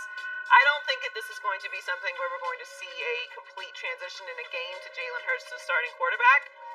But what's going on in Philly, I think, is it's a grouping of things, right? It's never ever one thing, or very rarely is it one thing, because if it's that one thing, anyone would make that change, right? I think not having Frank Wright there has been huge. I think that the injuries has been almost insurmountable for any team, and we're kind of, smoothing over that because so many people have injuries this year, so we don't really want to give that as an excuse, but it is a factor. And the fact that Howie Long and Trent Dilfer said yesterday that he's not being coached hard enough, there's got to be something there. I mean, those are two people whose word I respect very much. If they're both saying, independently of each other, that Carson Wentz is not being coached hard enough, and this isn't an issue of all those other things, it's that there's no accountability with him. And it's kind of strange because that doesn't really seem like that's Carson Wentz's personality, that he's somebody that couldn't be coached hard. So is it on Peterson that that's not his personality to coach very hard, and that's where the mistakes are coming from? I don't know, but he's turning the ball over way too much, and if that's the case, that he can't be coached hard, then I don't know if that's fixable there. Yeah, and I watched the Browns-Eagles game, and it just came. Philadelphia just has no offensive identity. They don't even. And Cleveland has a complete offensive identity. And you watched it, and it looked a little bit like a coaching mismatch, not just a quarterback issue or a running game issue. Good stuff for Joy Taylor with the news. Well, that's the news. And thanks for stopping by. The Herd Line News. Joel Klatt around the corner, some college football. USC's even winning in Los Angeles. Dodgers won the World Series. Lakers won the championship. USC is 3-0. Good God, our teams here are good. They're really, really good. Joel Klatt joining us next. Be sure to catch live editions of The Herd weekdays at noon Eastern, 9 a.m. Pacific on Fox Sports Radio, FS1, and the iHeartRadio app.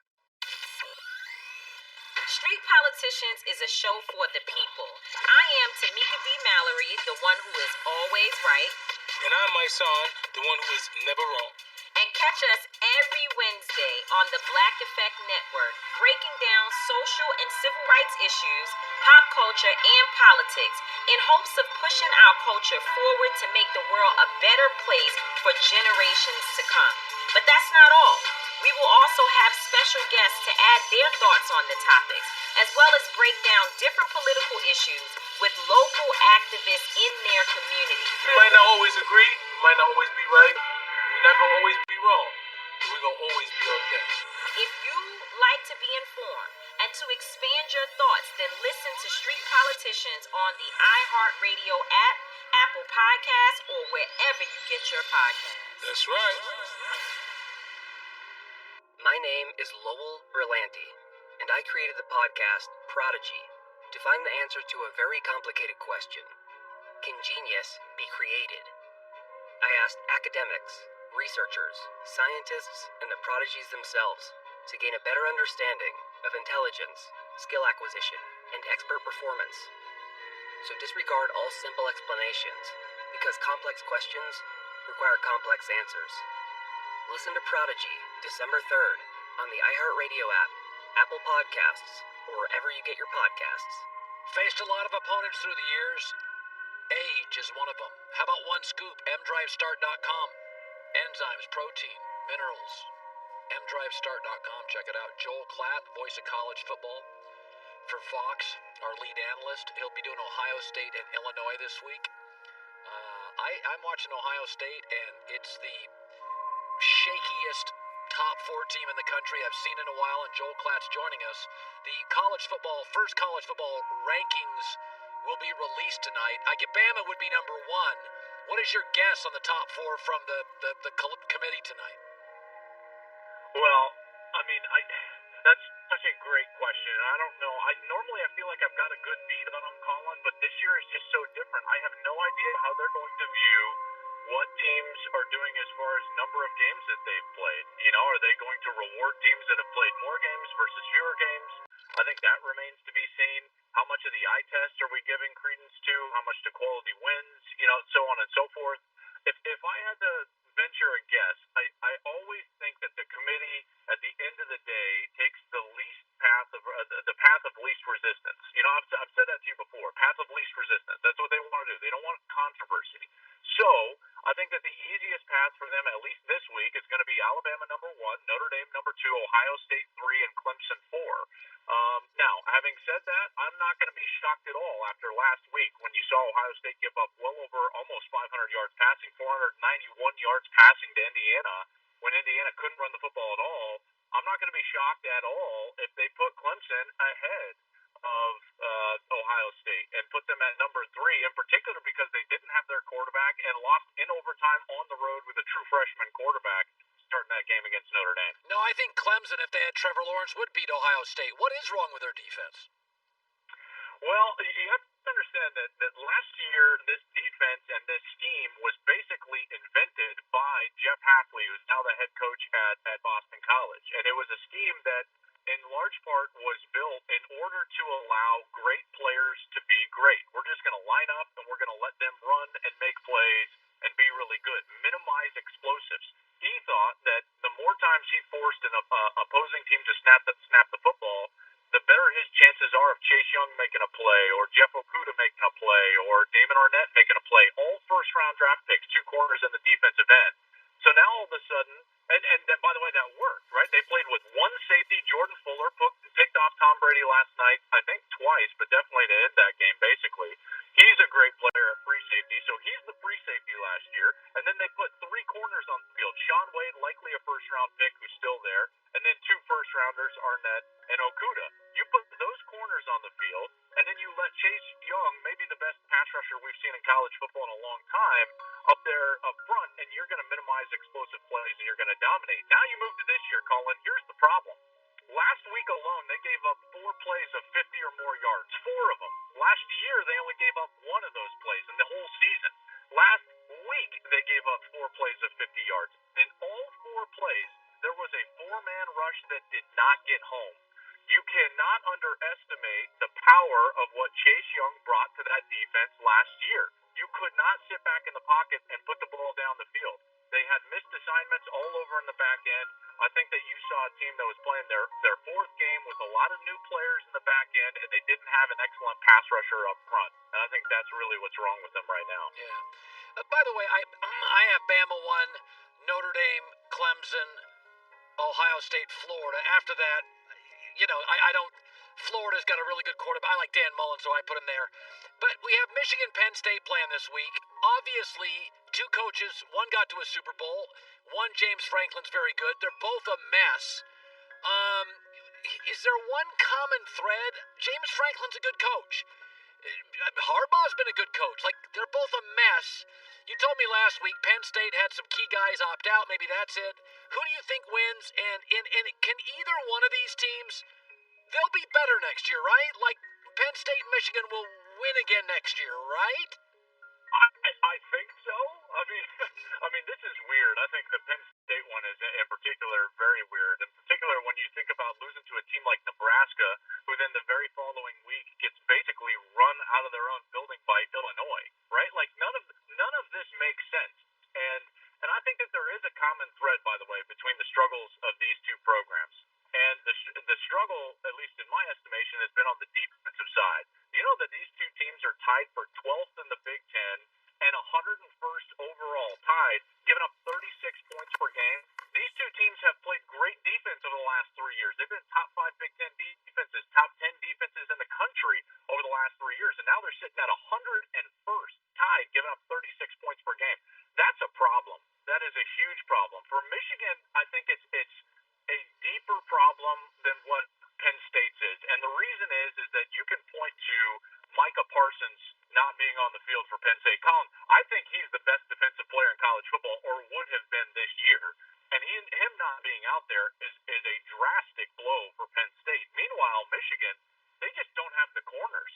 They're not getting to the quarterback, and they don't have the corners to play like they have in the last couple of years under Don Brown, who's a very aggressive man coverage, blitzing style of defensive coordinator, and they're just getting torched on the outside. I mean, think about it. Rutgers scored more points on Saturday against Michigan than they had in their previous 5 meetings, right? Like, I mean, this is not even close for Michigan, and I don't know what the answer is. They've recruited really well.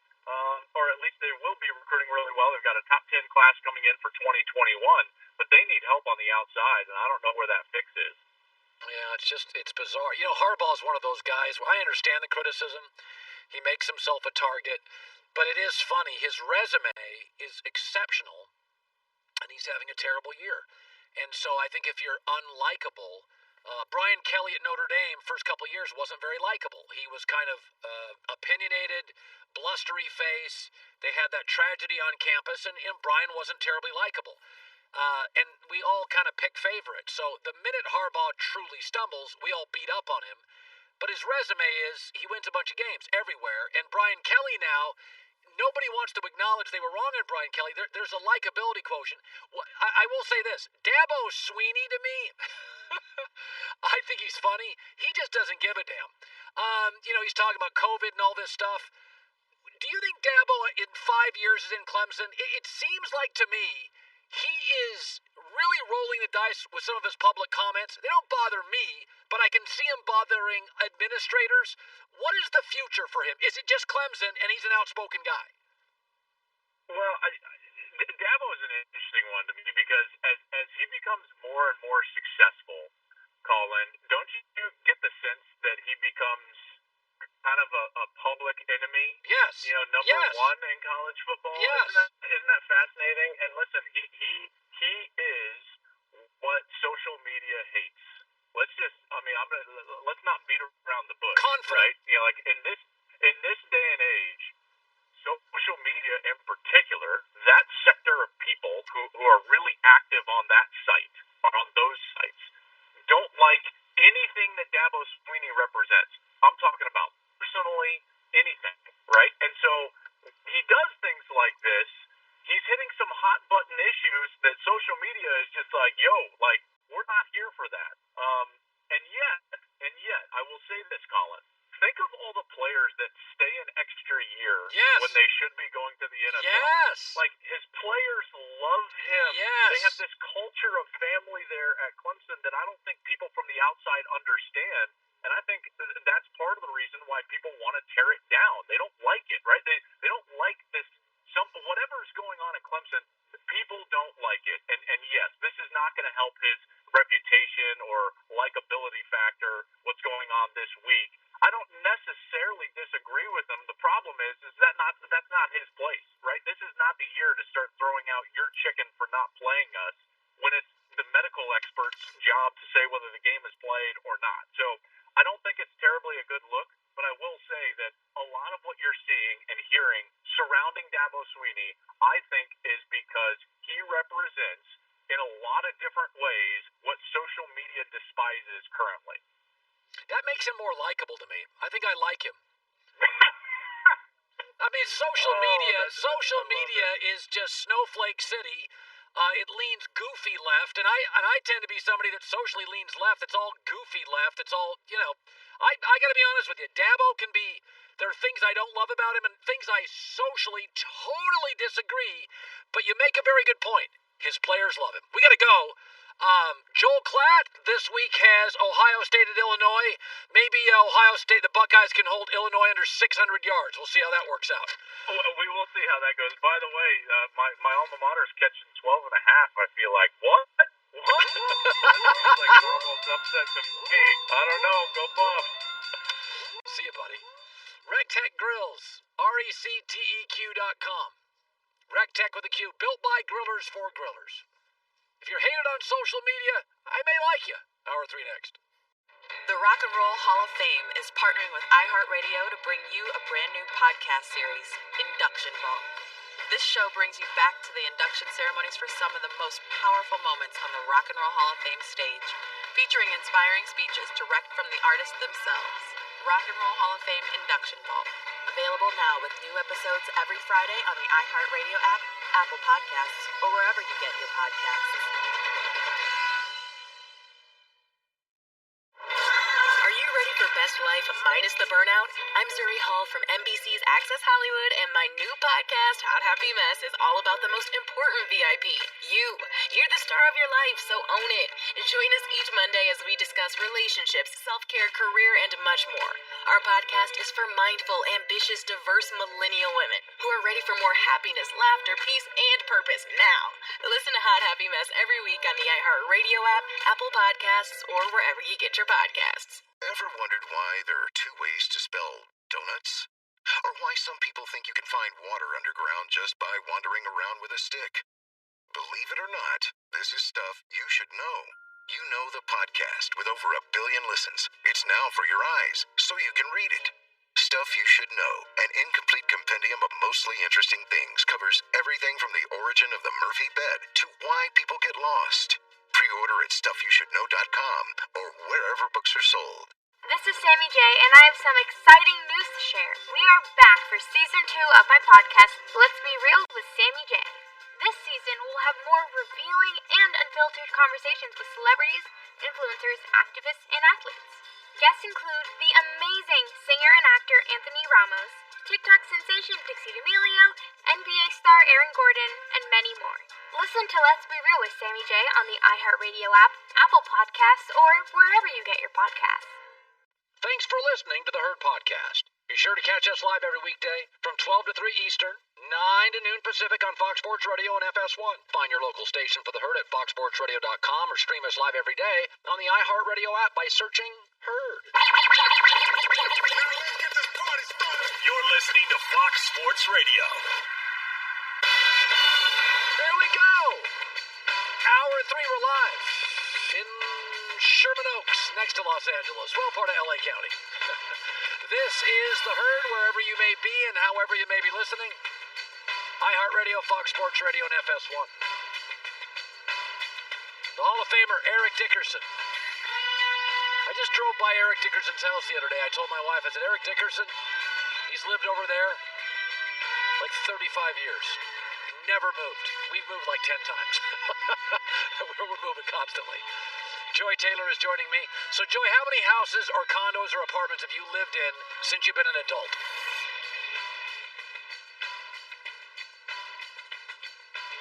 I can't hear. Her audio's not up. I think I've been in I bet you I've been in 20. I bet you I've lived in almost 20 places. All over the place. I was thinking about this. I had my Herd hierarchy. I had my, top 10, I do it every Tuesday, 1 hour ago. So put the top 10 up.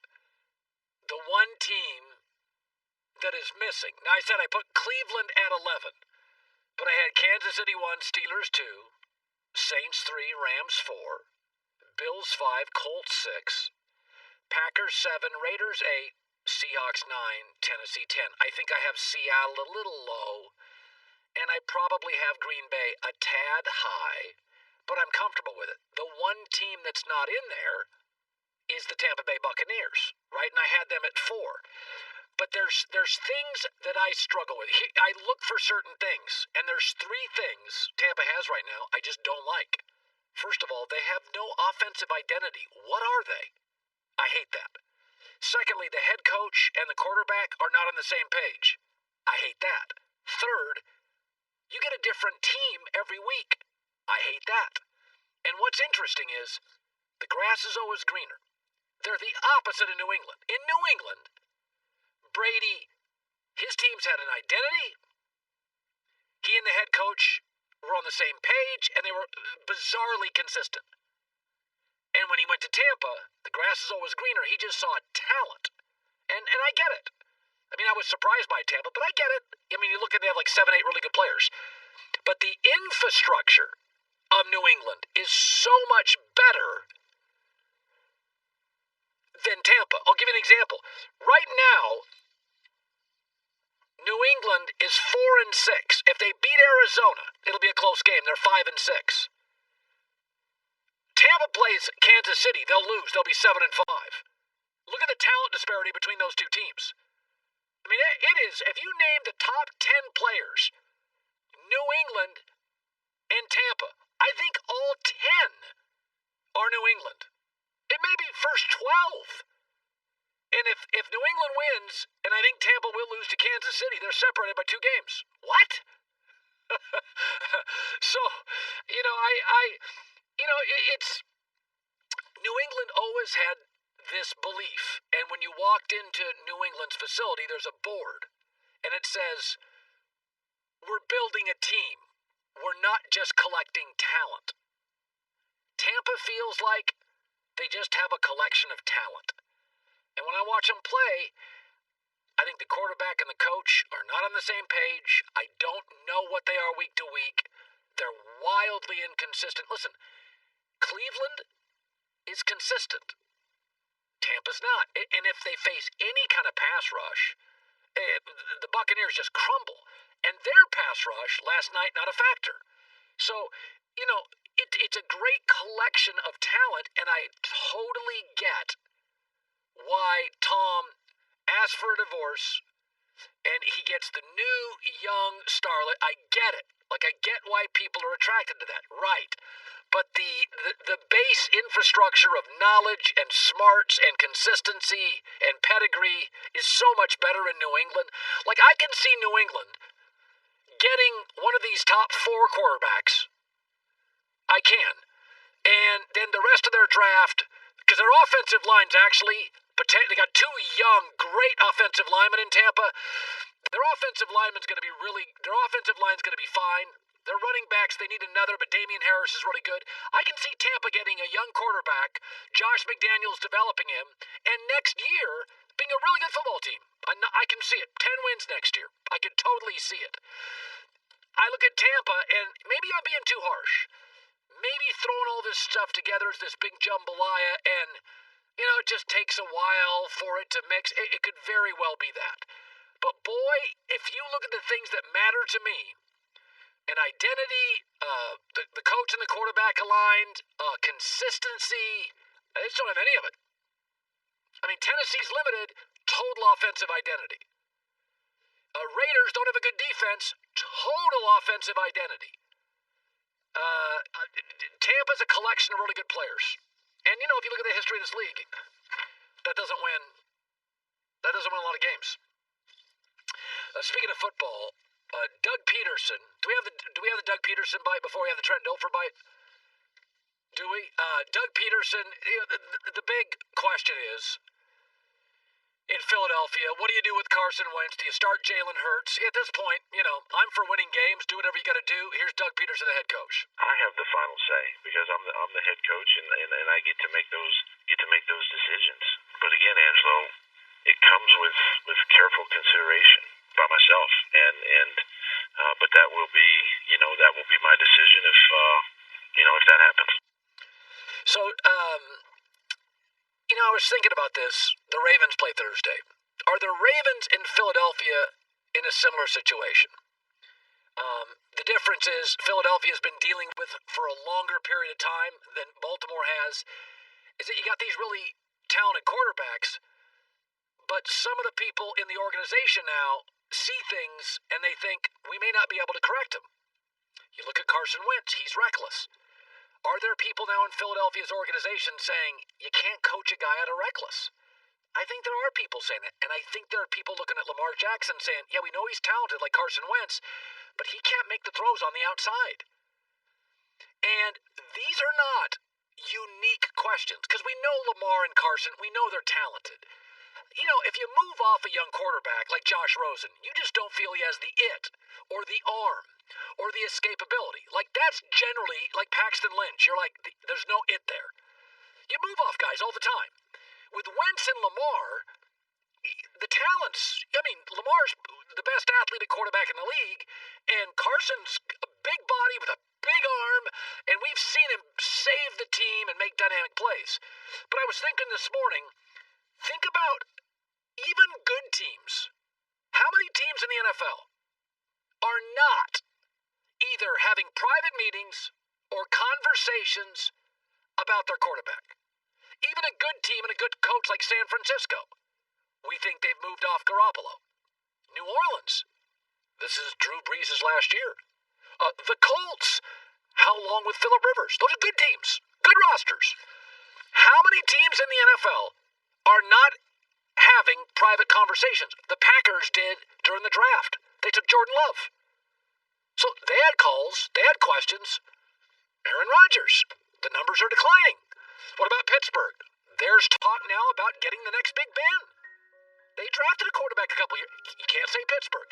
How many teams in this league? And I'm defending Lamar and Carson Wentz here, although Carson's been worse, and it's been longer than the concerns about Lamar Jackson. But ask yourself, be totally honest, how many teams in the NFL are not having private meetings or discussions about their quarterback? Kansas City, obviously. I think the Chargers feel very good about where they're at with Justin Herbert. Seattle. Arizona with Kyler Murray. They're in love with him. Houston. Yeah, Deshaun Watson's not perfect. Rams. They paid Jared Goff. They're a very good team with Jared Goff. He's been to a Super Bowl. You may not like him. They love Goff. They like his everything about Goff. So 1, 2, 3, 4, 5, 6. Rams, Houston, Chargers, Kansas City, Seattle, Arizona. Green Bay. You can't tell me Green Bay.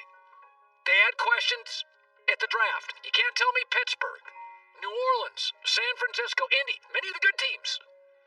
So, I guess what I'm saying is, Wentz and Lamar are the toughest questions. You know they're talented enough. You know they've won a bunch of games. You've seen them carry their team. But can you coach somebody out of reckless? Wentz, I don't know. Can Lamar ever make those difficult perimeter outside the hash marks throws? I don't know. Trent Dilfer was on the show yesterday. He had a thought about Carson Wentz and what's going on in Philadelphia with the Eagles. He's wildly talented. As talented as any player in this league.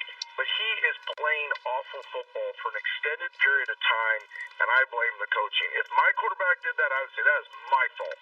It is our job to coach him harder and to coach this stuff out of him. I can't coach his talent, but I can coach the rest. And I think they've just done an awful job of being too soft on him and let him continue to do the reckless thing he does that costs his team games. And I think my overall point is very few people in this league, very few teams are completely satisfied with their quarterback. Now you're seeing a bunch of these college kids come out. They're really good. Even the good teams. The Saints have a quarterback issue in a year. Pittsburgh maybe in 2. Tampa in 2. No, maybe Tampa in 1. San Francisco, Indianapolis.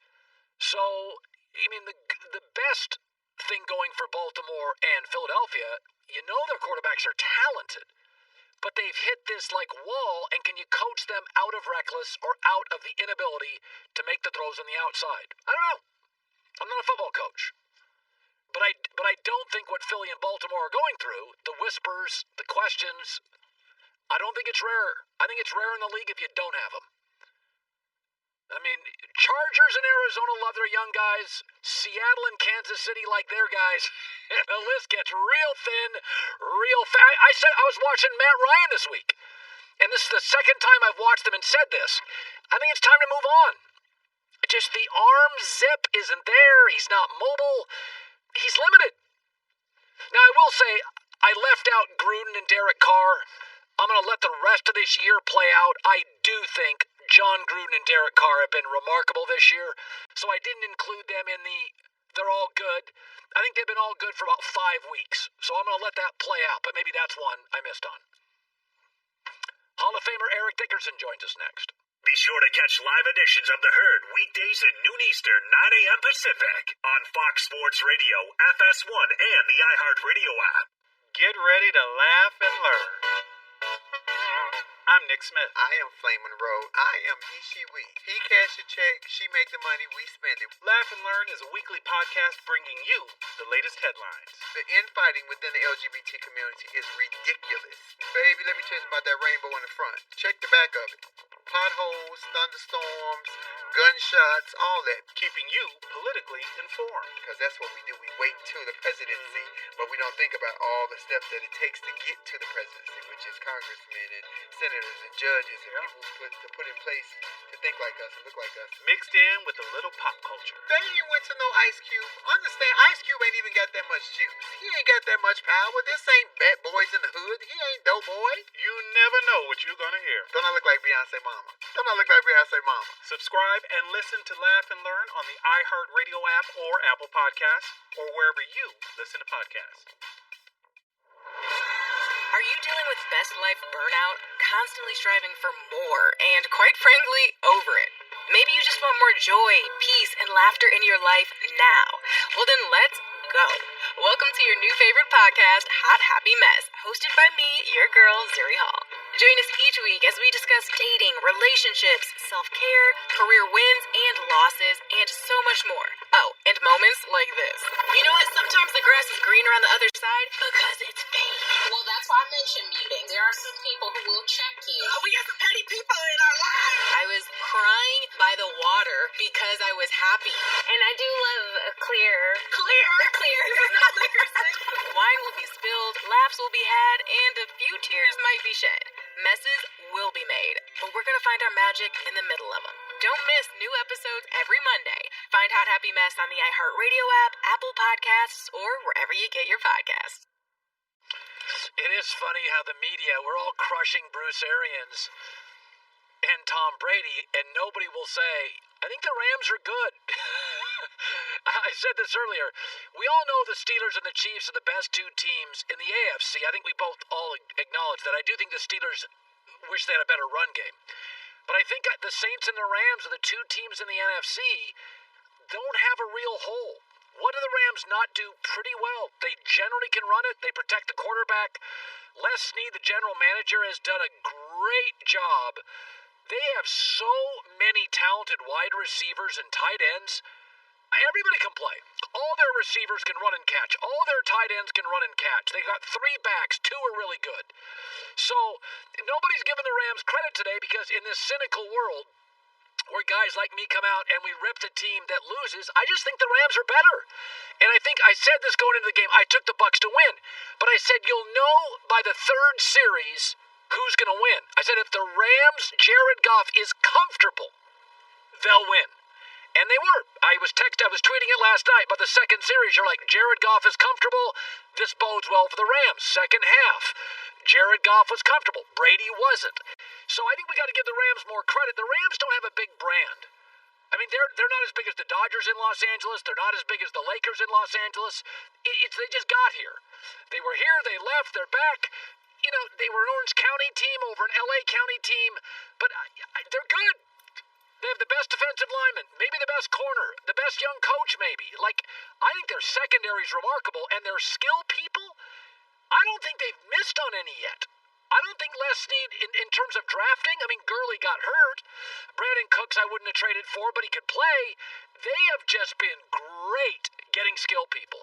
And last night, Andrew Whitworth out, and by the way, Cam Akers was good last night, Van Jefferson, Jordan Fuller, all rookies. So they got great veterans, big stars, and their rookies are playing well. The Rams are good. Eric Dickerson was a Ram, Hall of Famer. When he left the NFL, he was the number 2 all-time leading rusher, and he is now joining me live. I thought McVay out-coached Arians last night, and I watched the Rams, and I'm like, you know what? Outside of the Saints, I'd take him over anybody in the NFC. Am I being a little too LA-centric there? Well, Colin, I'd say no. I mean, you've been saying it even, I think, before I've said it, that you like the Rams. I just wasn't sure about their team yet. And if you want to say we have a weakness, I would say, I'm still not sure about our kicker. I know we had just got signed Matt Gay, which he seemed to, work out so far. Missed one field goal last night. But, for his weaknesses, we don't have a lot. And I got to say, for the game last night, that McVay really, I'd say he schooled Bruce Arians. He did. I mean, he really did. He schooled him. I think that, one thing about McVay is he's going to make adjustments. If he doesn't, I'm shocked. But he does a really good job of making adjustments. And at halftime, he made some adjustments before the game started. I mean, you can see what the game plan. We're going to try to run the football, but if we can't, we're going to throw short passes, and they're going to be like runs. We're going to throw the 3-yard, 5-yard crossing routes, the swing patterns, and let the receivers or the running back run with the football. And I got to say, they did a very good job of that. And so I'd say that, right now, I mean, I think we are the best team, one of the best teams, like you said, the Saints in the NFC. Yeah. I was saying this earlier. I said I thought McVay outcoached Arians, but I said maybe we're being unfair here. That no preseason, no camp, no OTAs. All Tampa was new coaches, new system, new players. They're on pace to win 10 games, which is what we all predicted. Maybe they're exactly what we thought. Talented, but they got thrown together. They're a little bit of a jambalaya here, and they're inconsistent. Could I make the argument that we're all overreacting, and this is kind of what they should be for what they are at this point? I mean, I think they're playing very well for what they are right now. And like you said, they've got thrown together. I mean, this is Tom Brady's first year with Bruce Arians. I mean, last night to me, you saw what it was like for Batman without Robin, and to me, Tom Brady's Batman and Bill Belichick is Robin, and them not being together, it shows, because if that would have been a Bill Belichick team, it'd have been some major adjustments made at halftime. And so, you're seeing a team that they haven't been together. The receivers don't really know Tom. They're learning him. He doesn't know them. He's missing Julian Edelman. He's missing, a young Rob Gronkowski. So, it's a lot of ifs, ands, and buts there. And it's just not. And one thing I can say, when I watched that game last night, it's one of the first times I can see Tom Brady really looked uncomfortable. Yes. Like he just wasn't sure. And I got to say, think about the old Tom Brady. When he came to the line of scrimmage, if it was 2 minutes left, like, man, we gave too much time. We gave him way too much time left. It was 2 minutes, 34 seconds left in that game, and our defense was putting pressure on him. I think sometimes he was throwing the ball a little too quick, just trying to get it out of his hands. And that's not vintage Tom Brady. But last night, not having those, he had James White win the Super Bowl 2 years ago, and having that guy in the backfield, you have running backs that really are not receiving running backs. Leonard Fournette, Ron Jones, good at running the football, but they're not known for catching the football. Right. Yeah, Eric Dickerson joining us. I want to talk about Derrick Henry. So every running back in my life had a different, the great ones. Walter Payton didn't look like Barry Sanders. Sanders didn't look like you. You don't look like Derrick Henry. Derrick Henry's one of those backs that, not that he seeks collisions, but he does appear to get stronger later in games. That goes counterintuitive. I would think the more you get hit, the more you get weakened. Go back to your career and talk about Derrick Henry. Are there times that you wanted 25 carries? You wanted the physicality. It empowered you. Most definitely. For me, I was that guy. I mean, I didn't want to get 12 or 13 carries, and 5 receptions. I'm more, give me the ball 25, 30 times. If I got 2, 3 receptions, I'm good with that. But, when you run the football effectively, you can really hurt the opposing defense. Because think about this, late in the game, if you like Derrick Henry, he's 265 with all those pads on. I'm a defensive back. And now I got to try to go and tackle the guy at 265. He's running full speed. He done broke into the secondary. I've done this over and over, and I'm like, hey, man, look, y'all got to do some stopping up there. Y'all got to slow him down at the top. That's what you tell your linebackers. When I think about him, Derrick Henry is a dominant player. But when I think about the Tennessee Titans, can they go far with him? I I would say no, because their defense is not that good this year. That they can't get any pressure on the quarterback. Now, if he was with the Rams or the Steelers, I would say yeah, because you know why? Because the Steelers need a running game. They have Ben Roethlisberger, and we have a great defense, and we have a great offensive mind in Sean McVay. He would use him just the same, or maybe just a little bit different. But for the running back, man, you want to run that football as much as you can and get into a mode, get into that zone. And that's, to me, being a bigger guy and Derrick Henry being a bigger guy, the physicality doesn't bother us. I like getting physical because I like, seeing a DB, you have him frustrated. I'll tell him, hey, man, don't hit me in the legs, hit me in my chest. Don't be a coward. And they're like, you're too big, you're too big. So you like all that kind of stuff. I said I can admit I was wrong. I didn't know of John Gruden. I looked at him as a TV star and a former coach. And he comes in, and he's just been terrific. And I watch him play, and they're old school in the way they run the ball, but he's done such a good job with Derek Carr. And are you a little surprised that he took 10 years off? He walks back in, and Eric, he looks like as good as... I would vote him today Coach of the Year. I thought that loss Sunday was the best loss by a team in the league this year. Are you surprised by Gruden's effectiveness? I got to say, yes, I am. I am surprised because, like you said, he took 10 years off. And taking 10 years off, I mean, the game changes. I mean, to me, my example is Mike McCarthy in Dallas. I just feel like that. I think he's the game may have kind of passed him some. But with Gruden, with Derek Carr, I mean, I always liked Derek Carr. I liked him before his injury. I know it's going to take him a while to get back in the swing of things after the injury because you don't be a little bit skittish. But I just felt that he took his time with Derek Carr because to me, Derek Carr has that I don't mind going for it attitude. It's like I'm not afraid. No quarterback likes to get hit, but I said if you give him time or if he has to, he'll run the football. And he's a guy that I say got some true, guts, or gumption. They call it gumption in the old way. He got some gumption. So for sure, I really like what he's done with Derek Carr. So, finally, I like the Colts over the Packers this weekend, and the game kind of went what I thought, which was the Colts are a physical team, the Packers are a more finesse team. And in the second half, the Colts just 14-play drive, 10-play drive, 8-play drive, running the football. Green Bay, I call them the convertible sports car of the NFL. Nobody looks cooler in good weather. But they're not built to be physical, which is odd because they're in Lambeau. Did you ever play on a single NFL team that you questioned their ability to be physical? Like, we all think all football teams are physical. But of the 4 or 5 teams you played for, did you ever play for a team and thought, we don't want to get in a fist fight? We're not a physical team. For sure. My last 2 years with the Colts, most definitely. We weren't a physical team anymore. I mean, I won't forget, it was, we were playing the New York Giants on I think it was a Monday night game, a Thursday night, a Monday night game. And I was getting into an argument with one of the defensive linemen. I was pissed. I mean, we arguing back and forth. And one of my offensive linemen says to me, come on, Eric, man, you're going to piss them off over there.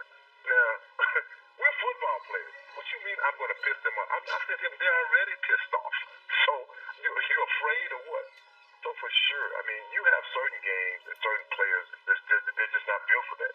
When I look at the Indianapolis Colts have probably one of the best defenses, if not the best defense in the National Football League. The Colts have one of the best head coaches in NFL. When I look at the Packers, if you take Aaron Rodgers away from the Packers are below average football team. That's what I think. I mean, they're below average football team. And you know what the thing is? It's so unfair that they put all this onus on him to do everything. I mean, I feel like if Aaron can't do it, then we're not going to get it done. Well, we lost one. Aaron only had 4 touchdowns. He should have had 6 touchdowns. And I just feel like that's a lot of pressure on a great player that they're just not giving him all the weapons that they could possibly give him to work with. And that's a defense and offense. Yeah, the second half of that game, the Colts came out, Eric, in the second half. They had a 14-play drive, a 10-play drive, and an 8-play drive. He sat on the sidelines and watched the second half. I mean, that's all he did. Every time they did a shot at him, he was on the bench watching the game. Yeah, it's kind of hard to do your magic from the sideline. Yeah. Eric Dickerson, the Hall of Famer. Good talking to you, man. Hey, thanks, Colin. You bet. Yeah, it's Yeah, it is interesting. I've been critical of Aaron through the years, but they really feel just dependent on three guys: Aaron Rodgers, Aaron Jones, and Devontae Adams.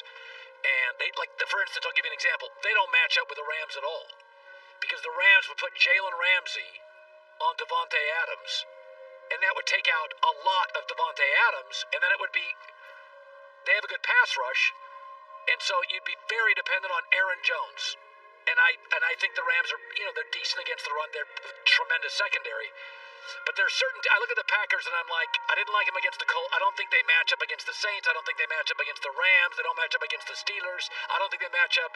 They match up with a team that has weak corners where Aaron and Devontae Adams can have their way. But if you've got a really good corner, a good secondary like the Rams, I don't think Green Bay matches up with them. And as you get it later in the year, it gets more physical, more about attrition. I think the Rams are a much deeper roster than Green Bay. Green Bay feels like 2 to 3 players reliant. And I look at and I was critical of the Rams the last couple of years, but God, they have their wide receiving core, their secondary is loaded. They'll have guys out, and they have a surplus of players. Here's Joey with the news. Turn on the news. This is the Herdline News.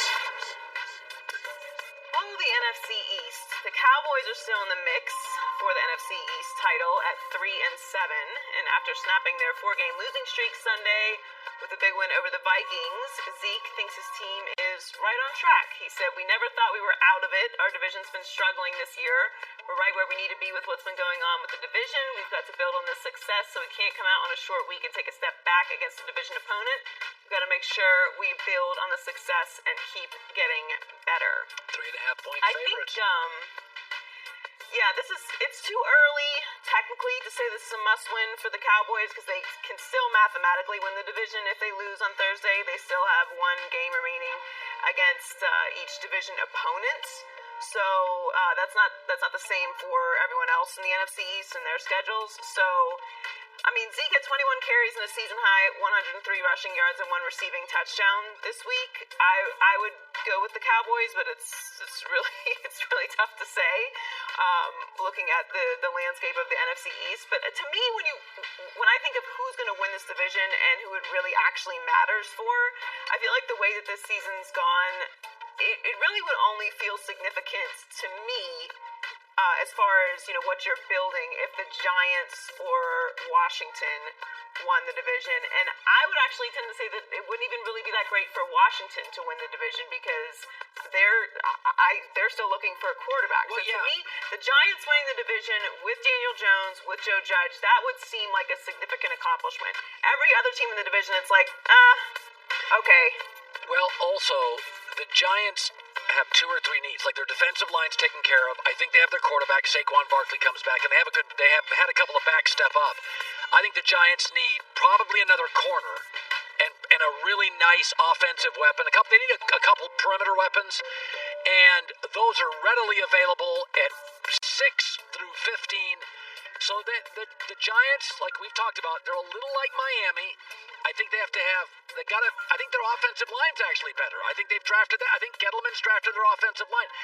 You can be losing games in the NFL and I can like you. Like, I think the Giants right now, get a receiver, get another corner. I think they're in a good spot. I really do. Yeah, that's what I'm saying. If they won the division, I would feel like they're trending in the right direction. Whereas everyone else, it's like, okay, you're just the best of a really awful division this year. Regardless, this is going to be a fun game on Thursday because it's a division game. And it's Thanksgiving. Yep. So Patrick Mahomes has only scratched the surface of what he could possibly accomplish in his NFL career. And Michael Irvin thinks Mahomes can be as important to the game of football as Steph Curry has been to basketball. I consider Patrick to be the Steph Curry of the NFL. Somebody that's going to take this thing to the next level. Steph Curry took three-point shooting to the next level. In a sense, Pat Mahomes is doing some of that in the world of the NFL. What do you think about that? Well, I don't think kind of an interesting comparison. Yeah, I think Patrick Mahomes feels like Elway and Marino, where he's actually a very traditional player. He likes to throw from the pocket. He can move. Elway can move. I think Curry was just revolutionary because he was so unique. I think he's more Russell Wilson. I think Patrick Mahomes is kind of traditional. Big arm, confident. You can trust him. Like Elway was great from behind games, quick release. He had a kind of a spotty college career, but Elway didn't win big in college. He didn't. Russell Wilson, we don't remember a lot of his college. Last year at Wisconsin was good. So I don't see Mahomes as a unique or revolutionary talent. I just think maybe twice a decade, Joy, we get the next Elway. And I think with Mahomes, he's smart enough. He's a grinder. He's got a great arm. He's mobile. I just think I don't think he's a unique quarterback talent. I think he's a great traditional quarterback talent who came from kind of a weird, quirky college offense, so we didn't watch him. But I never think Mahomes is like inventing the game. I just think he's better at all the traditional stuff. It's well, Steph Curry did get a lot of people drafted because he is such a great shooter and he's not traditionally big for the NBA. I would say I understand what Michael's saying. You know, Mahomes has all the creativity and he has the side arms and all those things that he does that makes him unique. But I would actually say that Russell Wilson maybe is a better comparison. Yes, Russell Wilson. Now Patrick Mahomes did get Jordan Love drafted this year, I think, but Russell Wilson has set the tone for a smaller quarterback who is not traditional, and he has gotten a lot more guys drafted and kind of changed how we look at that position as far as what you need for the quarterback position. Yeah, like some guys like LeBron. Nobody's drafting a player and saying, I think he's the next LeBron. Like, LeBron's just great. Patrick Mahomes is just great. Like, nobody's saying, I guess he plays a little loose, but sometimes somebody is just a unique generational talent. I don't think Kobe got guys drafted. I don't think Michael Jordan got Kobe drafted. I think Kobe was great, and they said, yeah, he plays a little like Michael. But Mahomes to me is just what you want. 6'3.5", big arm, coachable, focused, fun, confident but not cocky. And I think about once a decade we get one. That's about it. Yeah, no, he's a dream, but to your point, I don't think he's going to get a lot of guys drafted, although I do think that the comparison to Jordan Love did help him this year. So Taysom Hill took advantage of his first start at quarterback and led the Saints to a 24-9 victory over the Falcons Sunday. And one of the most glowing reviews came from Drew Brees. Listen, I thought he played great. I thought he managed everything about this week, about the preparation. And then obviously just the way he played, I thought it was magnificent. I felt like he was great in and out of the huddle, great with the tempo, made some really nice throws down the field, avoiding pressure, some great scrambles, and just, all in all, I felt like our offense had great tempo and great rhythm. And obviously that starts at the quarterback position. Yeah, I think he surprised everybody, maybe except Sean Payton. I thought he was terrific. I don't think you can watch that and go, well, if he did this, I was like, he threw the ball way better than I thought he would throw the ball. Way better. I wasn't sure what to expect, but if I'm being honest, I did not expect it to go as well as it did. I was leaning a little towards the negative, but I was just going to remain open-minded because, to your point, we got to trust Sean Payton. He's a Super Bowl winning coach. Like, he sees him every day in practice. And there is something, too, similar to what happened in Miami with Tua. We got to win these games, and Jameis Winston is a wow factor, and he can go out there, and we know he can perform, but he can also perform for the other team, and we're not in a position to be losing games in spectacular fashion. So as long as Taysom can keep it afloat until Drew Brees gets back, which obviously, the injuries are much more serious than we thought. Luckily, they have the Broncos this week, and then they have the Falcons again, and they're going to go into that game very confident after the way that they played this game. But I thought Taysom Hill was very impressive, and if he can continue playing like that, I think they're in great shape. Yeah, good stuff. Joy with the news.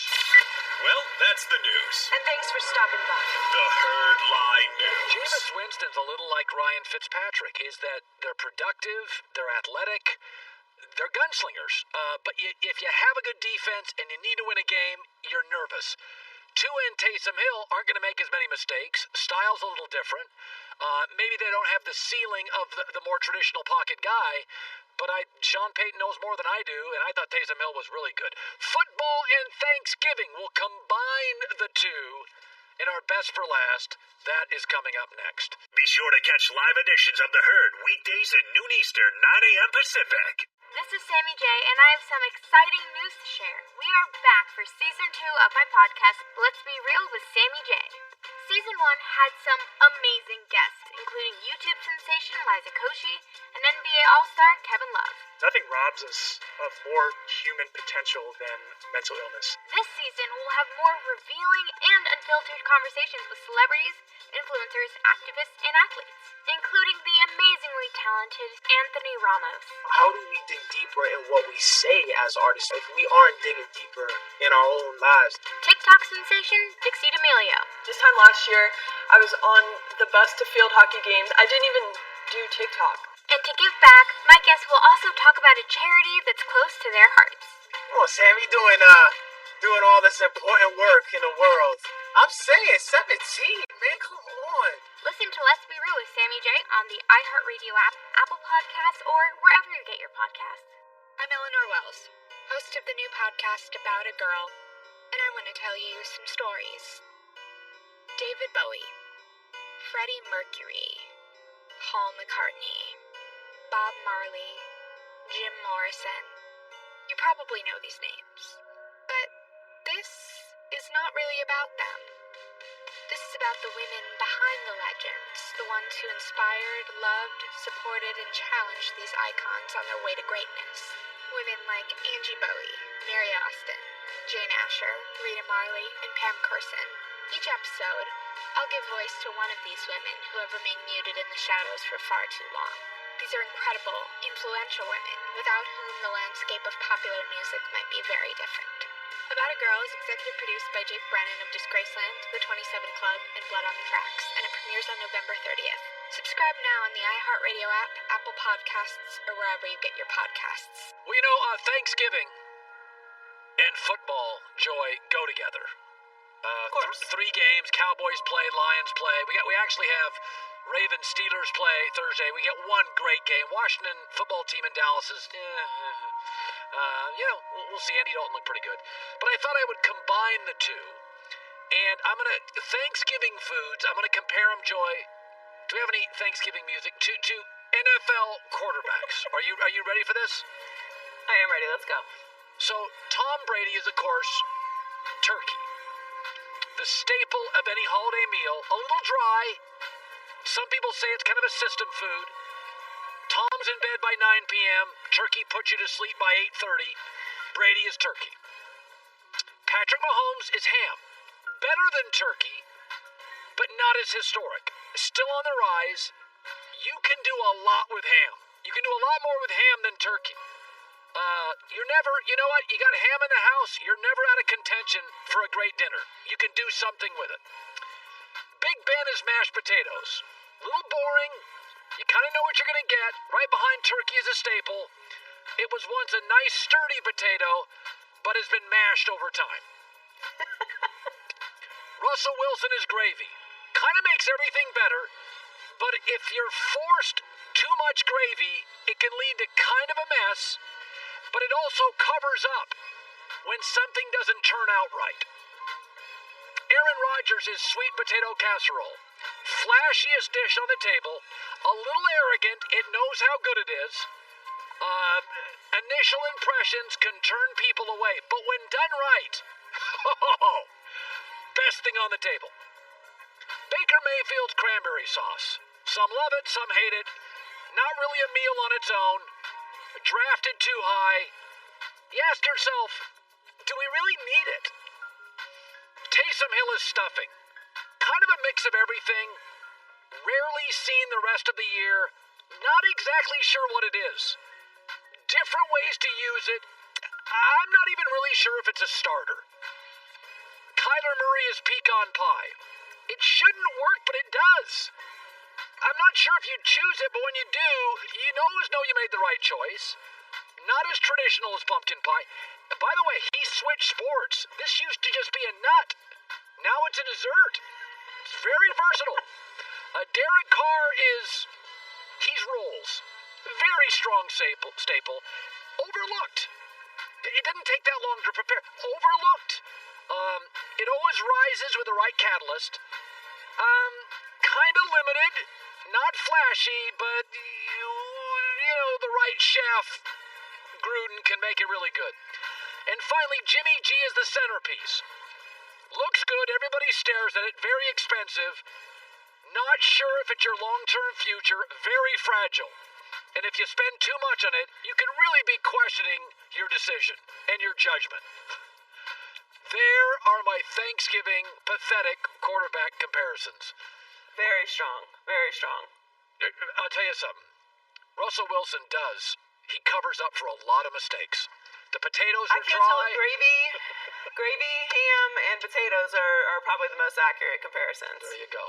So Nick Wright was on earlier today.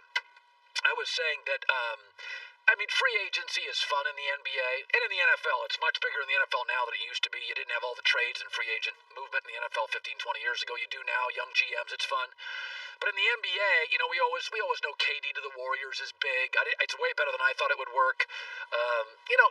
But I thought Dennis Schroeder and Montrezl Harrell and Wes Matthews to the Lakers were like shockingly good moves. The Lakers had 2 or 3 issues. They weren't terribly deep, now they are. They were kind of old, now they're not.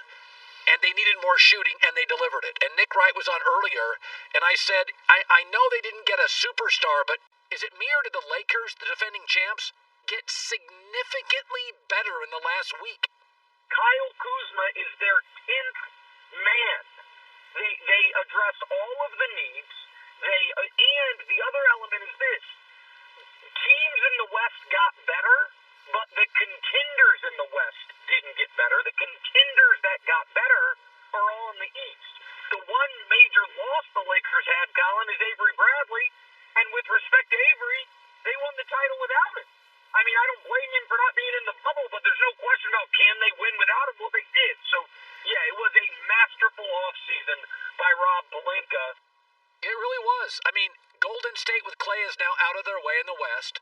The Clippers still have chemistry issue. Houston's done. Their stars want out. Denver and Milwaukee are very good, but they're not free agent destination long term. So, I don't know. I thought to myself, I know we don't talk a lot of NBA during the football season. I don't unless it's LeBron, but I thought the Lakers had an unbelievable. They got deeper, they got younger, and they added guys who could hit threes. It was like, is Kuzma their 9th or 10th best player? You know, I'd get it if Kuzma on a championship team should probably be your 6th. He's their 9th or 10th. It's the herd. We'll see you tomorrow. Ever wondered why there are 2 ways to spell donuts? Or why some people think you can find water underground just by wandering around with a stick? Believe it or not, this is stuff you should know. You Know the podcast with over 1 billion listens. It's now for your eyes, so you can read it. Stuff You Should Know, an incomplete compendium of mostly interesting things, covers everything from the origin of the Murphy bed to why people get lost. Pre-order at StuffYouShouldKnow.com or wherever books are sold. This is Sammy J, and I have some exciting news to share. We are back for Season 2 of my podcast, Let's Be Real with Sammy J. This season, we'll have more revealing and unfiltered conversations with celebrities, influencers, activists, and athletes. Guests include the amazing singer and actor Anthony Ramos, TikTok sensation Dixie D'Amelio, NBA star Aaron Gordon, and many more. Listen to Let's Be Real with Sammy J on the iHeartRadio app, Apple Podcasts, or wherever you get your podcasts.